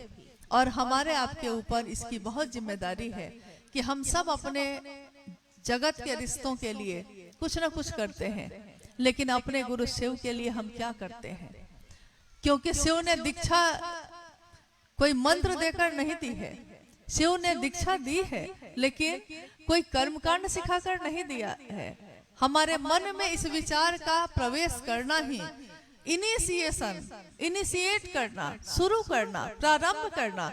जैसे ही हम प्रारंभ करते हैं हमारे मन में दीक्षा प्रारंभ हो जाती है, और जब दीक्षा होगी तो गुरु दक्षिणा भी होगी। और शिव है निराकार, तो हम उनको देंगे क्या? सामान उनको चाहिए नहीं, लेकर वो करेंगे क्या? सब कुछ त्याग के बैठा है वो, क्या वो करेगा? लेकर चढ़ावा, सब कुछ त्याग के बैठा है वो। तीनों लोगों की संपत्ति लोगों में बांटने वाला शिव सब त्याग के बैठा है। हम क्या दे सकेंगे उसको? ये आंसू भी उसके, ये बातें भी उसकी, ये धरती भी उसकी, ये हवा भी उसकी, ये अग्नि भी उसकी, ये जल भी उसका, ये आकाश, ये सृष्टि का कण कण भी उसका, हम भी उसके। तो हम उसको देंगे क्या? लेकिन हमारे मन को उसने भाव दिया है, भाव सत्ता है वो। हम अपने मन का कुछ भाव तो दे सकते हैं महादेव को, थोड़ा सा भाव तो दे सकते हैं, और कुछ तो वो मांगते नहीं, और कुछ उनको चाहिए नहीं। तो ये तीनों सूत्र करिएगा इसके लिए कि शिव मेरे हो जाए, और इसके लिए भी कि दूसरों को पहुंचाने में हम खुद भी पहुंच जाएं। अपनों की चिंता हमको सताती है और अपनी यात्रा विस्मृत हो जाती है। अपनों की चिंता सताती है मतलब मेरे घर के लोग ठीक रहे, मेरा पति ठीक रहे, मेरा बच्चा ठीक रहे, मेरे माँ बाप ठीक रहे, मेरी पत्नी सुखी रहे, सबकी चिंता सताती है। सारे लोगों की तरफ देखते हैं लेकिन नहीं देखते जीवन भर, तो अपनी तरफ नहीं देखते। मेरी क्या यात्रा है? मेरा जन्म क्यों हुआ? मैं इस धरती पे क्यों आई? महादेव ने मुझको क्यों जन्म दिया? और जन्म दिया है तो कुछ कारण होगा, कोई तो कारण होगा। आखिर केरल की इस धरती पे हम लोग आज क्या कर रहे हैं? आखिर यहाँ से दूर जाकर भी हम लोग क्या करेंगे? कोई तो कारण होगा। इंसान का जन्म ऐसे ही तो नहीं मिल गया है हमको। एक जानवर की तरह जीवन बिताने के लिए तो जानवर होना ही काफी था। इंसान क्यों बने? क्योंकि इंसान में ही एकमात्र संभावना होती है शिव बनने की। एक बिया है उसके मन में, सारे संबंधों का बिया है, सारे संबंधों का। एक बच्चा जब बड़ा होता है उसके मन में पिता का भाव नहीं होता, पति का भाव उस समय नहीं दिखता है, लेकिन जैसे ही वो थोड़ा बड़ा होता है उसका विवाह होता है, और जैसे ही कोई कहता है कि तुम्हारा विवाह ठीक कर दिया गया है इससे, उसी बच्चे के मन में पति का भाव प्रकट हो जाता है, दिख जाता है, जो इससे पहले तो दिख नहीं रहा था। वो बच्चा से जवान हो गया, ये पति का भाव कहाँ सोया था उसके मन में? बिया था। लेकिन जैसे ही सामने पत्नी के रूप में कोई सत्ता आई है, उसके मन में पति का भाव प्रकट हो गया। अब उसका विवाह हुआ है। कितने रिश्ते जुड़े हैं, जिस रिश्ते में जुड़ा है वो उसी रिश्ते का भाव प्रकट होने लगा है। पैदा हुआ था अकेला, लेकिन उसी अकेले दिल में, उसी अकेले मन में कितने भाव छिपे थे उसको खुद भी पता नहीं होता। जैसे ही सामने वो सत्ता आती है भाव प्रकट हो जाते हैं। इससे पहले ये भाव कहाँ था? लेकिन शिव को गुरु बना के हमारा शिष्य भाव क्यों नहीं प्रकट होता? क्योंकि हमारे मन को अभ्यास नहीं है। हमारे मन को अभ्यास नहीं है कि महादेव की तरफ देखें। साहब हरिंदानंद जी का ये संदेश, आओ चले शिव की ओर, ये मात्र एक संदेश नहीं है। जिस दिन उन्होंने पहली बार ये बात कही थी रांची में, उन्होंने कहा था कि ये मेरे दिल की आवाज है, ये दर्द है, ये एहसास है, ये पुकार है। सुदूर वन प्रांतों से आती हुई एक आवाज, एक पुकार है जो कहती है कि शिव एक दिन जीव बना था। एक शिव जहां दुनिया नहीं बनी थी, सृष्टि नहीं बनी थी, शिव ने इच्छा की, एको हम बहुत श्याम, मैं एक से अनेक हो जाऊं। और शिव की इच्छा में इतना बल है, इतना बल है, शिवेच्छा बलियसी। उस शिव की इच्छा में इतना बल है कि उसने सोचा है और सृष्टि बनी है। ऐसी कितनी सृष्टि होगी हमको पता भी नहीं। शिव की इच्छा में इतना बल है, और उसी इच्छा में अगर हमारा आपका मन भी मिल जाए तो हमारी इच्छा में भी उतना ही बल है। लेकिन हम अपनी ताकत को समझते नहीं, क्योंकि हम शिष्य भाव से उस शिव से मिलते नहीं। हम बोलते हैं हम शिव के शिष्य हैं, लेकिन आप खुद में सोचिएगा, मैं भी अपने जीवन में सोचती हूँ और सोचूंगी हमेशा, आप भी अपने जीवन में सोचिएगा कि हम बोलते हैं हे शिव आप मेरे गुरु हैं, लेकिन क्या मेरा मन बेचैन होता है कि शिव की बात नहीं होती? क्या मेरा मन वैसे बेचैन होता है कि जैसे मेरा व्यापार यहाँ हो रहा है तो और भी हो जाता, वहां भी हम कर लेते, वहां भी कर लेते, वहां भी कर लेते। इसके लिए हम दिन रात दौड़े जा रहे हैं, एक अंधी दौड़ है जो खत्म ही नहीं होती। कितनी चीज चाहिए हमको? एक छत, कपड़े, भोजन, इससे ज्यादा भी चाहिए। इससे ज्यादा लेकर करते क्या है हम? अंत जब होता है, जिस दिन मौत होती है, ये सारी चीजें बांट दी जाती हैं दूसरों में। तो ये जमा करके भी हम क्या करेंगे? बहुत जमा कर भी लिया तो क्या पा लेंगे? एक बार साहब ने कहा कि किसी को लगता है कि मेरे पास बहुत धन है। क्या उसने सोचा है कितना है? क्या कुबेर से भी ज्यादा है? कितना है? उसकी एक सीमा है। जैसे ही भारत देश में हम रहते हैं, यहाँ पे नोट चलता है, भारत देश से दूसरे देश में चले जाइए, कितने भी नोट आपके बैग में हो, लेकिन दूसरे देश में जाते हैं तो उस नोट का उपयोग कर पाते हैं? वो नोट नहीं चलेगा, आपको बदलना पड़ेगा। एक सीमा के बाद वो चीजें खत्म हो जाती हैं। तो वैसे ही इस संसार तक ही इसकी चमक है, दमक है, लेकिन उसके बाद तो कुछ भी नहीं है।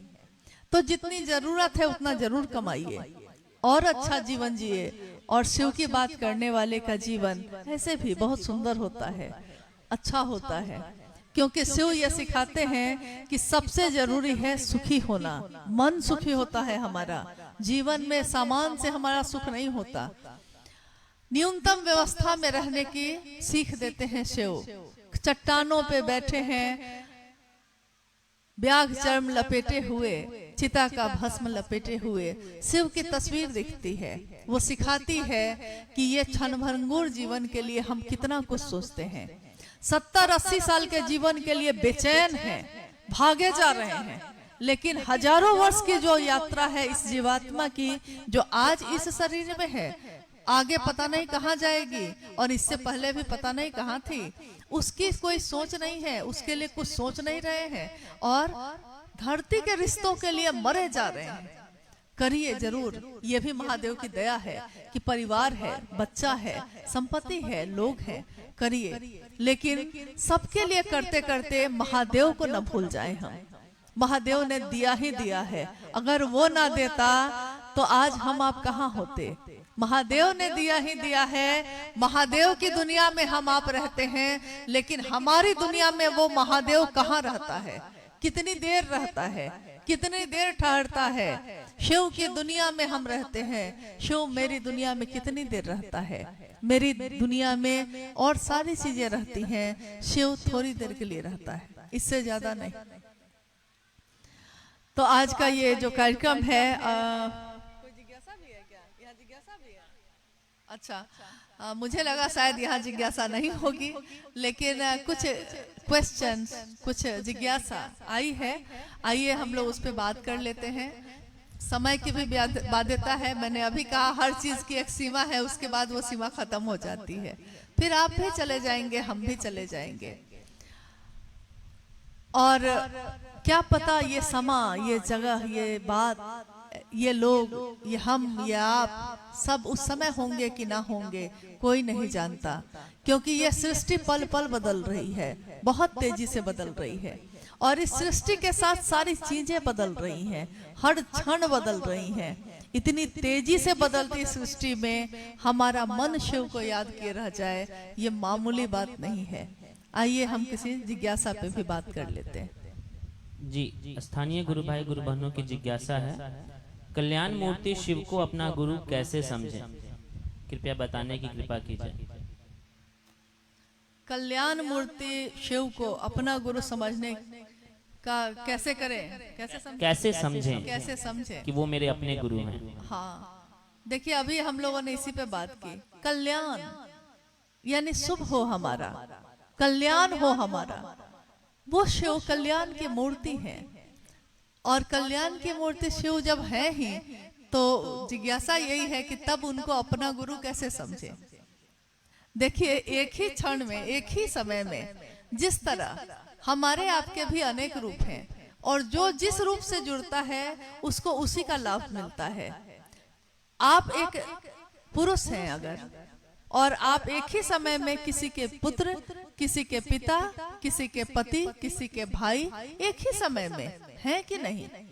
एक ही समय में पत्नी बुलाती है तो पति के भाव से उत्तर देते हैं, बच्चा बुलाता है तो पिता के भाव से उत्तर देते हैं, माँ ने बुलाया है बउआ इन्हें आवा, तो माँ को पुत्र के भाव से उत्तर देते हैं। एक ही समय में हम कहते हैं आवता नहीं माई, एक ही समय में कहते हैं हाँ कहो क्या कहती हो, एक ही समय में कहते हैं हाँ बेटा बोलो तुम भी बोलो। देखिए, एक ही समय में, एक ही समय में एक मतलब पुरुष या स्त्री, एक जीव के अंदर जिस तरह अनेक सत्ताएं हैं, और जो जिस सत्ता से जुड़ता है, आपके जिस रूप से जुड़ा है, आप उसी रूप का लाभ उसको देते हैं उसी समय। ठीक वैसे कल्याण की मूर्ति शिव, सुंदर मूर्ति शिव, विश्व मूर्ति शिव, करुणावतारम शिव, जगत गुरु शिव। शिव के अनेक रूप हैं। इस जगत के लोग जिस भी रूप से उनसे जुड़े, शिव ने उसी रूप का परिणाम उनको वापस दिया। तो जब हम शिष्य भाव से जुड़ेंगे तो वो हमको ज्ञान देंगे। अब हम कहेंगे कि ज्ञान मतलब क्या? क्या जो शास्त्र है, क्या जो किताबें हैं, या पुराण है, या वेद है? जब पुराण भी नहीं था, जब वेद भी नहीं लिखे गए थे, शिव तो उससे भी परे की सत्ता है। यानी शिव ज्ञान देते हैं तो शास्त्र आरेखित होते हैं, तो शास्त्र लिखे जाते हैं। शिव ज्ञान देते हैं तब किसी के मन में उनका ज्ञान उतरता है। आज साहब हरिंद्रानंद जी का नाम लेते हैं हम। शिव शिष्यता की बात जब भी इस दुनिया में आज हो रही है, या आने वाले मनमंत्रों तक होती रहेगी, जिसने शिव के शिष्य के रूप में जुड़ने का आवाहन किया है, जिसने कहा है कि हाँ तुम्हारे गुरु भी शिव हो सकते हैं, उन साहब श्री हरिंद्रानंद जी का नाम भी शिव की शिष्यता की मूल धारा के साथ हजारों वर्षों तक चलती रहेगी। हम न होंगे, आप न होंगे, आने वाले लोग होंगे, और सुंदर शिव की बात करने वाले होंगे, और सुंदर शिव की बात सुनने वाले लोग होंगे। ये सिलसिला खत्म नहीं होगा। क्या ज्ञान देंगे वो? शिव ज्ञान ना दे तो हम एक कदम चल ना सके। शिव ज्ञान ना दे तो हमारा दिल धड़कता है, लेकिन हमारा दिमाग जो अगले पल सोचेगा, मेरा दिमाग है, मेरे ही शरीर में रहता है, अगले पल क्या सोचेगा हम नहीं जानते। मेरा ही दिल है, मेरे ही शरीर में रहता है। आज जिसको प्रेम करते हैं, अगले ही क्षण कोई तीसरा आके कहता है कि उसने आपके बारे में ऐसा कहा है, और मेरा मन उससे नफरत कर बैठता है। अभी अभी तो उससे प्यार कर रहे थे, अभी अभी इसी दिल से उसको प्यार कर रहे थे, और अभी अभी दिल में घृणा पैदा हो गई। ये आपके नियंत्रण में है, मेरे नियंत्रण में है कि मेरा दिल क्या समझेगा और मेरा दिमाग क्या समझेगा। यानी हमारे ही नहीं, करोड़ों, लाखों, हजारों करोड़ लोगों के रूप में जितनी भी जीवात्माएं हैं, वो संचारित हैं कहीं और से, उनका नियंत्रण है कहीं और। हम कहते भले हैं कि हम हैं और आप हैं, तो कल्याण रूप तो वो हैं, लेकिन शिष्य बनकर अगर हमारा मन उनसे ज्ञान ले सकता है तो ये सबसे सुंदर रास्ता है। और एक बात और है, शिव से भक्ति मार्ग से जुड़ना बड़ा कठिन है, क्योंकि मंत्र का जप करना होगा। अभी मंत्र का जप करने बैठते हैं, मन जैसे ही आंखें बंद की हैं, मंत्र का जप शुरू किया है कि मन कहीं और भटक कर चला गया, तो तुरंत मन हट गया मंत्र से। अब मंत्र में हर देवता का वास होता है, जिसका मंत्र है उस देवता का उसमें चैतन्य है, वास है। तो मेरा मन जब उस मंत्र में टिक ही नहीं रहा है, तो उस देवता से या उस देवी से, भगवती से या स्वयं शिव से हमारा मन जब टिकता ही नहीं है, तो हम उनसे सानिध्य प्राप्त करेंगे कैसे, हम मिलेंगे कैसे? लेकिन ये तीन सूत्र साहब के जीवन के घटित घटनाओं के का निचोड़ है। ये तीनों हमारे मन को एक अद्भुत ध्यान की विधि में ले जाता है। अभी जो हम बात कर रहे हैं, अगर मेरा मन पूरी तरह शिव के ध्यान में ना हो, तो मैं आपसे ना बात कर सकूं, आप मुझसे ना बात कर सकिए। मैं आपकी बात नहीं सुन सकती हूँ, आप भी मेरी बात नहीं सुन सकते, कितनी भी अच्छी बात यहाँ से हो रही हो। अगर आपका मन यहाँ एकाग्र नहीं होगा, आपके मन में यह बात जा पाएगी, प्रवेश करेगी? कितनी बार आपने देखा होगा कि हम लोग दो आदमी बैठ के बात कर रहे हैं और अचानक हम देख रहे हैं उसी की तरफ, वो बोल रहा है मुझसे अपनी बात, और थोड़ी देर बाद हम कहते हैं उसको कि क्या बोल रहे थे अभी। सामने वाला व्यक्ति बुरा मान जाता है, उसको लगता है कि अभी तो बोले हैं आपको, तो हम उसको कहते हैं अरे मेरा मन कहीं चला गया था, मेरा ध्यान कहीं चला गया था। यानी शरीर में सामने रह के भी अगर मन कहीं और चला जाए तो कोई भी अच्छी से अच्छी चीज हो प्रवेश नहीं करेगी। इसलिए मन का वहां रहना बहुत जरूरी है। और पहला सूत्र, मन ही मन शिव से दया की याचना। दूसरा सूत्र, स्वयं और समूह के लिए शिव की बात करना। तीसरा सूत्र, शिव को एक निष्ठ होकर प्रणाम करना। ये तीनों सूत्र हमारे मन को शिव की दया की परिधि में लेके जाता है। और जब मेरा मन उस परिधि, उस घेरे में आता है, तो वो शिव खुद ही हमको अपनी तरफ खींच लेते हैं। जैसे एक शक्तिशाली चुंबक रखा है और लोहे के टुकड़े हैं अलग अलग, लेकिन वो लोहे का टुकड़ा अगर उस परिधि में, जहां तक चुंबक काम कर रहा है, उस परिधि में अगर रख दिया जाए तो क्या होता है?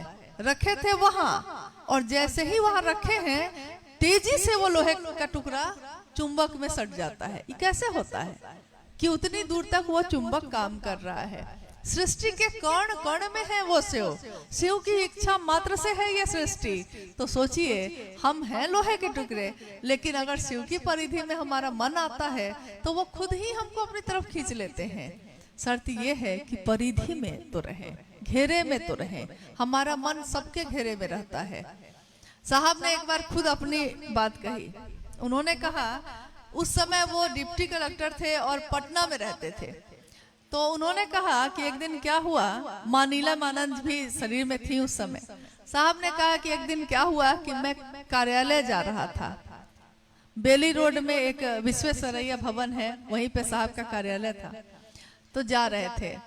दीदी नीलमानंद जी ने कहा, जा रहे हैं वो कार्यालय, ऑफिस जा रहे हैं। दीदी नीलमानंद जी ने कहा कि कटहल अगर मिल रहा होगा तो चपरासी को भेज के जरा पता कर लीजिएगा। कटहल सब्जी बनती है हम लोग की तरफ, यहाँ बनती है कि नहीं मुझे नहीं मालूम, क्योंकि यहाँ की सारी चीजों को हम लोग भी टेस्ट कर करके देख लिए हैं। तो हम लोग जहाँ रहते हैं, जहाँ से आए हैं, वहां बनती है कटहल की सब्जी।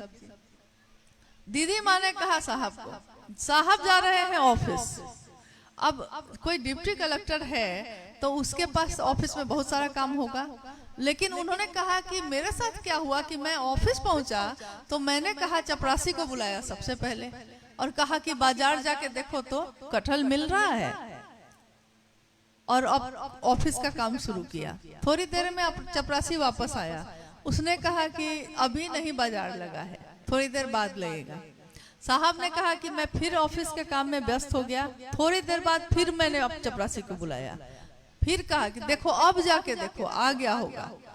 उन्होंने कहा, मैंने उसको 4 बार 10 बजे से 6 बजे के बीच में 4 बार बाजार भेज दिया, और आखिर बाजार से वो लेकर आ ही गया। और तब मैं जब घर लौटा हूं तो मेरी गाड़ी में कटहल रख के गया। ये उनके मन में वो कटहल नहीं घूम रहा था, ये जिनको वो प्रेम कर रहे थे, उन्होंने कहा मेरे मन में नीलम की बात घूम रही थी कि उसने कहा था कि कटहल लेके आना। कह कौन रहा है? बात ये है, बोल कौन रहा है, मांग कौन रहा है, वो किसको चाहिए? यानी जिसको मैं प्रेम करता हूँ, जिसको मैं प्रेम करती हूँ, उसको क्या चाहिए? मेरे मन में वही घूमता है। ऑफिस के काम के समय भी, बाजार में भी, व्यापार करते समय भी, गाड़ी चलाते समय भी, ध्यान की अनुपम विधा है शिव की चर्चा। यानी शिव की बात करते समय हम चाहे कहीं भी रहें, शिव से दया मांगते समय, शिव को प्रणाम करते समय, हम चाहे दुनिया में कोई भी काम करते रहें, लेकिन मेरा मन महादेव के घेरा में रहता है, मेरा मन घेरा में रहता है। बस इतनी ही सी बात होती है, लेकिन इसका परिणाम तो अद्भुत होता है। परिणाम इतना होता है कि पॉकेट में पैसा नहीं है और मिजाज तो ऐसा बना हुआ है कि कोई कह दे तो लाखों खर्च कर निकले तैयार है, और पॉकेट में पैसा नहीं है। 3-4 महीने से नौकरी भी खत्म हो गई है, पॉकेट में पैसा नहीं है, किसी ने खिला दिया है तो खा लिए हैं, लेकिन मिजाज है कि नीचे हो ही नहीं रहा है। होगा कैसे? मिजाज मिला हुआ है महादेव से, तो महादेव से मिलने वाला फिर उसकी सोच भी बड़ी होती है, उसका चित्त भी बड़ा होता है। उदार चित्त वाले के लिए, विराट चित्त वाले के लिए संपूर्ण धरती ही उसका परिवार होती है। सारे लोग उसका परिवार होते हैं, अपने होते हैं, मेरा बंधु है। नहीं तो ये कोई नहीं कहता कि ये मेरा है और ये मेरा नहीं है। शिव के शिष्य ऐसा नहीं कह सकते, क्योंकि वो शिव के शिष्य है। तो आइए हम, और अगर कोई जिज्ञासा है तो उस पर भी बात कर लें। जी, अगली जिज्ञासा है, शिव की शिष्यता जाति, धर्म, वर्ग, संप्रदाय से परे है, कृपया समझाने की कृपा कीजिए। बहुत महत्वपूर्ण बात है। आप लोग मेरी बात, आप लोग जो बैठे हैं, मेरी हिंदी आपको समझ में आ रही है? थोड़ी थोड़ी, लिटिल लिटिल, थोड़ा भी नहीं। अच्छा, तो भाव को समझ लीजिएगा। देखिए, शिव की शिष्यता जाति, धर्म, वर्ण, संप्रदाय सबसे परे की चीज है। यानी कि जैसे ही हम कहते हैं शिव के शिष्य हैं हम, वैसे ही मन ही है ये। मन जिस तरह शरीर अभी धरती पे है, तो ये पेड़ जो बगल में है लगा हुआ, इसको यहाँ से खड़े होकर देखिए तो ये पेड़ कितना बड़ा दिख रहा है। लेकिन कोई बगल में 3 मंजिल का घर होगा, उस 3 मंजिल के घर पे चले जाइए और वहां से इस पेड़ को देखिए, हो सकता है आपको अपने आंखों से नीचे दिखाई देगा। ये इसकी चोटी आपके आंखों के नीचे हो जाएगी। शरीर से आप थोड़ा सा ऊपर गए हैं, तो धरती की चीजें धीरे धीरे छोटी होती जा रही हैं, लुप्त होती जा रही हैं, गायब होती जा रही हैं।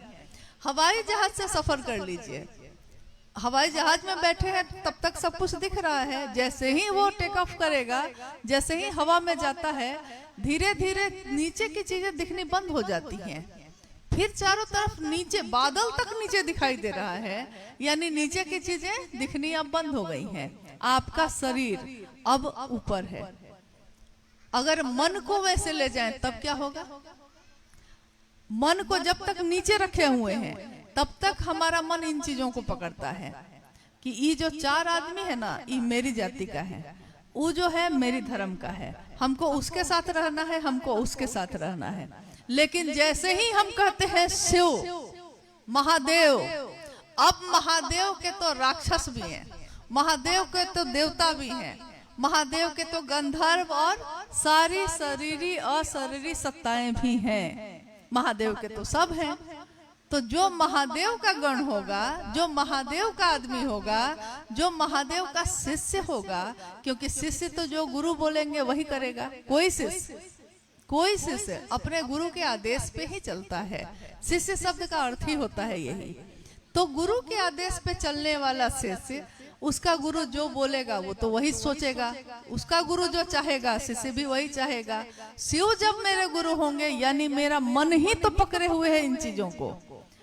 कोई अमीर है, कोई गरीब है, कोई दूसरी जाति का है, कोई दूसरे धर्म का है, कोई इस भाषा का है, कोई उस भाषा का, कोई मांसाहार खाता है, कोई शाकाहारी खाता है।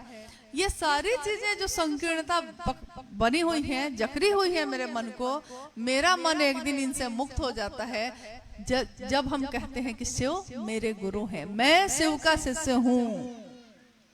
अब हम नहीं कह सकते कि आप मेरे अपने हैं और दूसरे जो है मेरे पराए हैं। मेरे लिए तो अब सब अपने हैं, क्योंकि शिव के लिए सब अपने हैं, तो मेरे गुरु के लिए अपने हैं, तो मेरे भी अपने हैं। ये जातियां हमने बनाई हैं, शिव ने नहीं बनाई।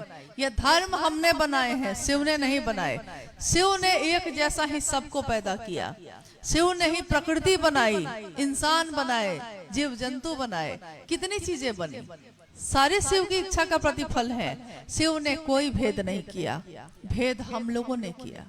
एक बच्चा जब पैदा होता है उसको मालूम भी नहीं होता, लेकिन हम उसके दिमाग में डालते हैं किससे बात करो, किससे नहीं बात करो, हम कहते हैं। वो नहीं जानता, वो तो पवित्र होकर ही पैदा हुआ था, निर्दोषी था, निष्कलंक था, लेकिन हम ही उसके जीवन में ये जो जहर हवा में फैला है उस जहर को उसके जीवन में डालते हैं। डालना था शिव के प्रेम को, डाल दिया है जहर को। तो एक दिन जैसे ही शिव जीव बना है, जीव भी तो एक दिन शिव बनेगा। कोई नीचे से पहाड़ पे चढ़ा है, शिखर पे गया है, तो वो शिखर से फिर चलना चाहेगा तो कहाँ जाएगा? अगर कोई चोटी पे चला गया है और फिर चलना चाहता है तो वो उतरेगा, क्योंकि अब शिखर से चलने के लिए तो उसको नीचे उतरना होगा। तो एक दिन शिव जीव बना और अब जीव शिव बनने की प्रक्रिया में है। तो हम चलते हैं और कहते हैं कि शिव मेरे हैं, तो इनसे कोई फर्क नहीं पड़ता कि कौन क्या है, हमको याद भी नहीं आता। और आपको भी, आपकी भी अनुभूति यही होगी कि जब भी आपने महादेव की बात की होगी, एक जगह बैठे होंगे तो एक थाली में ही खाया होगा, एक गिलास में, एक बोतल में ही सबने पानी पी लिया होगा, एक जगह बिछा के बैठ गए होंगे। मन में ये आता ही नहीं है, क्या किया जाए? क्योंकि मन से ये सारी संकीर्णता, जितने भी तरह के भेद हैं, जितने भी तरह की संकीर्णता है, कपूर की भांति तिरोहित हो जाती हैं, उड़ जाती हैं, खुद उड़ जाती हैं।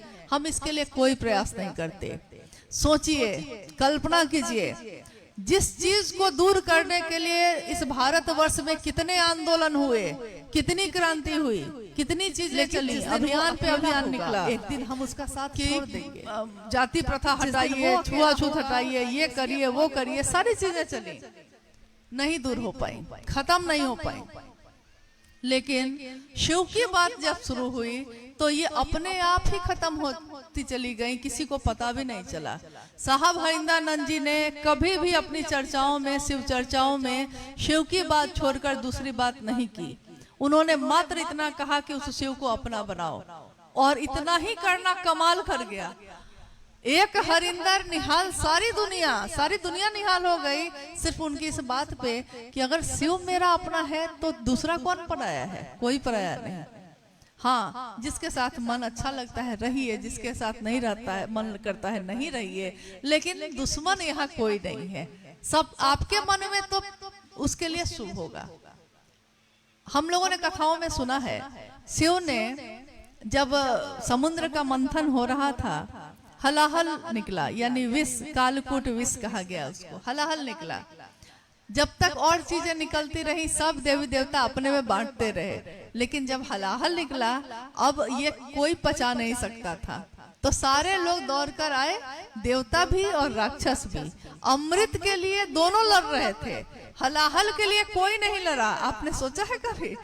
हलाहल के लिए, विष के लिए कोई नहीं लड़ा कि लाइए सब कोई विष बांट लेते हैं थोड़ा थोड़ा, केवल महादेव को क्यों दे। लेकिन विष के लिए सारे लोग जुट गए कहने महादेव को कि महादेव अब इससे रक्षा करिए, क्योंकि इसको तो आप ही पचा सकते हैं। और महादेव के लिए सही बात है, जो चीजें हमारे लिए बहुत बड़ी होती हैं उनके लिए तो कुछ होती ही नहीं है। तो कथा है, ये कहानी है कि उन्होंने हलाहल का पान किया और कंठ में ही जो रख लिया, इसलिए नीलकंठ कहलाए। दुनिया ने महादेव को क्या दिया? विष दिया। देवी देवता जिसको भी संकट पड़ा दौड़ कर आया महादेव के पास, महादेव ने उसको क्या दिया? कल्याण दिया, शुभ दिया, करुणा दी। लेकिन महादेव को विष दिया। महादेव ने इसके बदले विष दिया किसी को क्या? महादेव ने किसी को विष दिया? महादेव ने अमृत दिया। ज्ञान के अमृत धारा बरसती है महादेव के नाम से। महादेव ने अमृत दिया। जो महादेव का शिष्य होगा वो दुनिया को विष देगा या अमृत देगा? वो दुनिया में जहर नहीं घोलता, वो दुनिया को अमृत देता है। अमृत मतलब वो नहीं जो पी लिया जाए, अमृत मतलब वो जो आपके जीवन को शुभ्र, चिन्मयी, उद्वेलन से भर दे, आध्यात्मिक तरंगों से भर दे, शिव की तरफ चलने का रास्ता दिखाए। तो इस रास्ते पे चलने का आग्रह भी है आप सबों से, और हम लोगों का विश्वास है। पिछली बार जब साहब आए थे इस कालीकट में, यहाँ कुछ गुरु भाई लोग जो बैठे हैं, कुछ सीतामढ़ी के हैं और जगह के भी हैं, लखीसराय के हैं, कुछ लोग आए थे यहाँ, कोई एक आता है, शिव की बात फैलाता है, लोगों तक पहुंचाता है, लेकिन एक दिन ये दुनिया बदलती है, फिर से शिव की तरफ चलती है। शिव की तरफ से चले थे तो सब एक थे, फिर दुनिया में आके बट गए अलग अलग चीजों में, फिर लौटेंगे तो कहाँ जाएंगे? वही शिव के पास जाएंगे जहाँ जाकर हम सब एक हो जाएंगे। यानी वहाँ कोई जाति नहीं, वहाँ कोई धर्म नहीं, वहाँ कोई वर्ण का भेद नहीं, वहाँ अमीर गरीब नहीं, सदियों से सताए लोग जहाँ सीने से लगाए जाते हैं। शिव वो है जो सदियों से सताई जीवात्मा का भी उद्धार करते हैं, और गुरु के रूप में सबको अपने पास इतना नजदीक ले जाते हैं कि भक्त के रूप में पहुंचना बहुत कठिन है, लेकिन शिष्य के रूप में हम उनके पास आराम से जा सकते हैं, बहुत ही नजदीक जा सकते हैं। क्योंकि शिष्य का तो मतलब ही होता है कि उसको कुछ नहीं आता है, तो महादेव क्या कहेंगे कि तुमको कुछ आएगा तब मेरे पास आना। महादेव की लाचारी है कि जिसने भी शिव को पुकारा है, शिव को उसको अपना बनाना ही पड़ेगा। तो आइए आज के इस कार्यक्रम में आप सब, हम सब जो आए हैं यहाँ, और ये महादेव के नाम का कार्यक्रम जो हुआ है शिव गुरु महोत्सव, यहाँ कोई विद्वान नहीं है, कोई प्रवचन करता नहीं है, कोई ऐसा नहीं आया है जो हाँ कोई विशेष है, लेकिन ये गुरु का मंच है, और हम सबका सौभाग्य ही है कि हम इस योग्य नहीं हैं, लेकिन महादेव ने हम लोगों को अपना शिष्य होने की पात्रता दी है। यही बहुत बड़ी बात है। हम कुछ नहीं जानते, हमें कुछ नहीं आता, हमने किसी शास्त्र का अध्ययन नहीं किया है। शिव के प्रेम की धारा जो बही है, बस उसी धारा से अपने मन को छू लिया है, बस मन छू गया है उस धारा में, इतना ही हुआ है। साहब हरिंद्रानंद जी ने हमेशा कहा, अभी अनुभया ने जब पूछा कि पिछली बार जब साहब आए थे केरल तो आप में से कितने लोग थे, आप में से कुछ लोगों ने हाथ उठाया भी। हमारे आपके जैसे लोगों का ये परम सौभाग्य है कि हमने उनको शरीर में देखा जो शिव का संदेश लेकर इस धरती पे आए। आने वाले समय में हजारों वर्ष तक, क्या आने वाले समय में कोई उनको शरीर में नहीं देख पाएगा, लेकिन हम में से लोगों ने देखा, सुना, अपने इन कानों से सुना है, देखा है। तो इस बात को जो उन्होंने कहा है, जो उन्होंने चाहा है, हम भी दूसरों तक पहुंचा सके, बस इतना ही प्रयास हमारा है। आपसे भी यही अनुरोध है कि जहां भी जाइए शिव नाम का दिया जलाते जाइए, बाकी शेष सब शिव गुरु हैं, उन पे छोड़ दीजिए। हम आप गुरु नहीं हैं, हम सब शिष्य हैं। शिष्य की पात्रता नहीं होती, पात्रता गुरु की होती है। संत की ऊंचाई नहीं नापी जा सकती, लेकिन गुरु की ऊंचाई नापी जाती है। कैसे? उसके शिष्यों से। अगर कोई शरीरधारी गुरु है और उसके शिष्य जाते हैं तो दुनिया के लोग कहते हैं कि देखो वो जो जा रहे हैं उस गुरु के शिष्य जा रहे हैं। वो गुरु को नहीं देख रहा है, वो उन शिष्यों को देख रहा है जो धरती पे गुजर रहे हैं। लोग कहते हैं उस गुरु का ये शिष्य है जो जा रहा है। उसका आचरण देखते हैं लोग, ये कैसा मन का है, ये कैसी बोली बोलता है, इसका आचरण कैसा है। यानी मनसा वाचा करुणा, मन से, वचन से, कर्म से हमारी बोली क्या कहती है।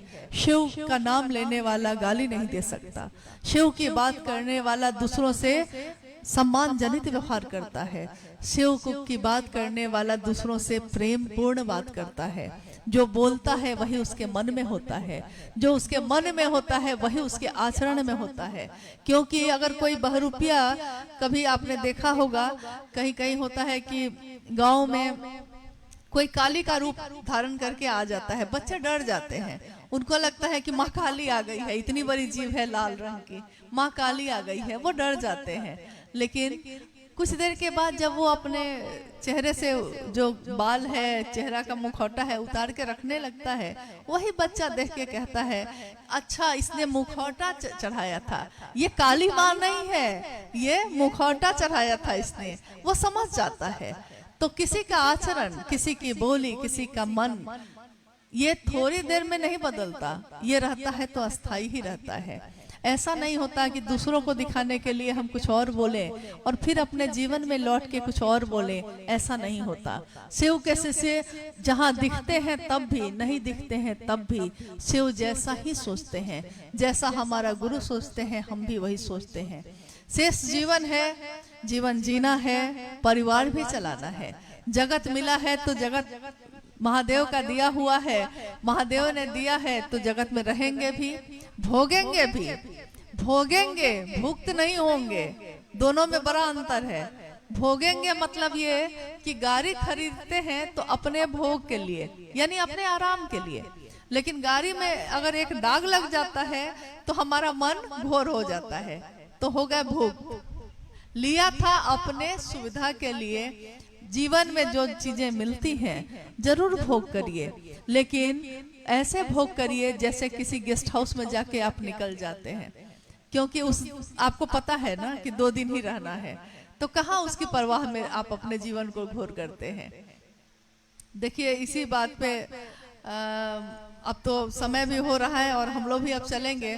साहब ने कहा कि उनके पिताजी ने, साहब ने अपने जीवन की घटनाओं को ही हमेशा लोगों को सुनाया, समझाया, ताकि उससे हम बहुत चीजें सीख सकें।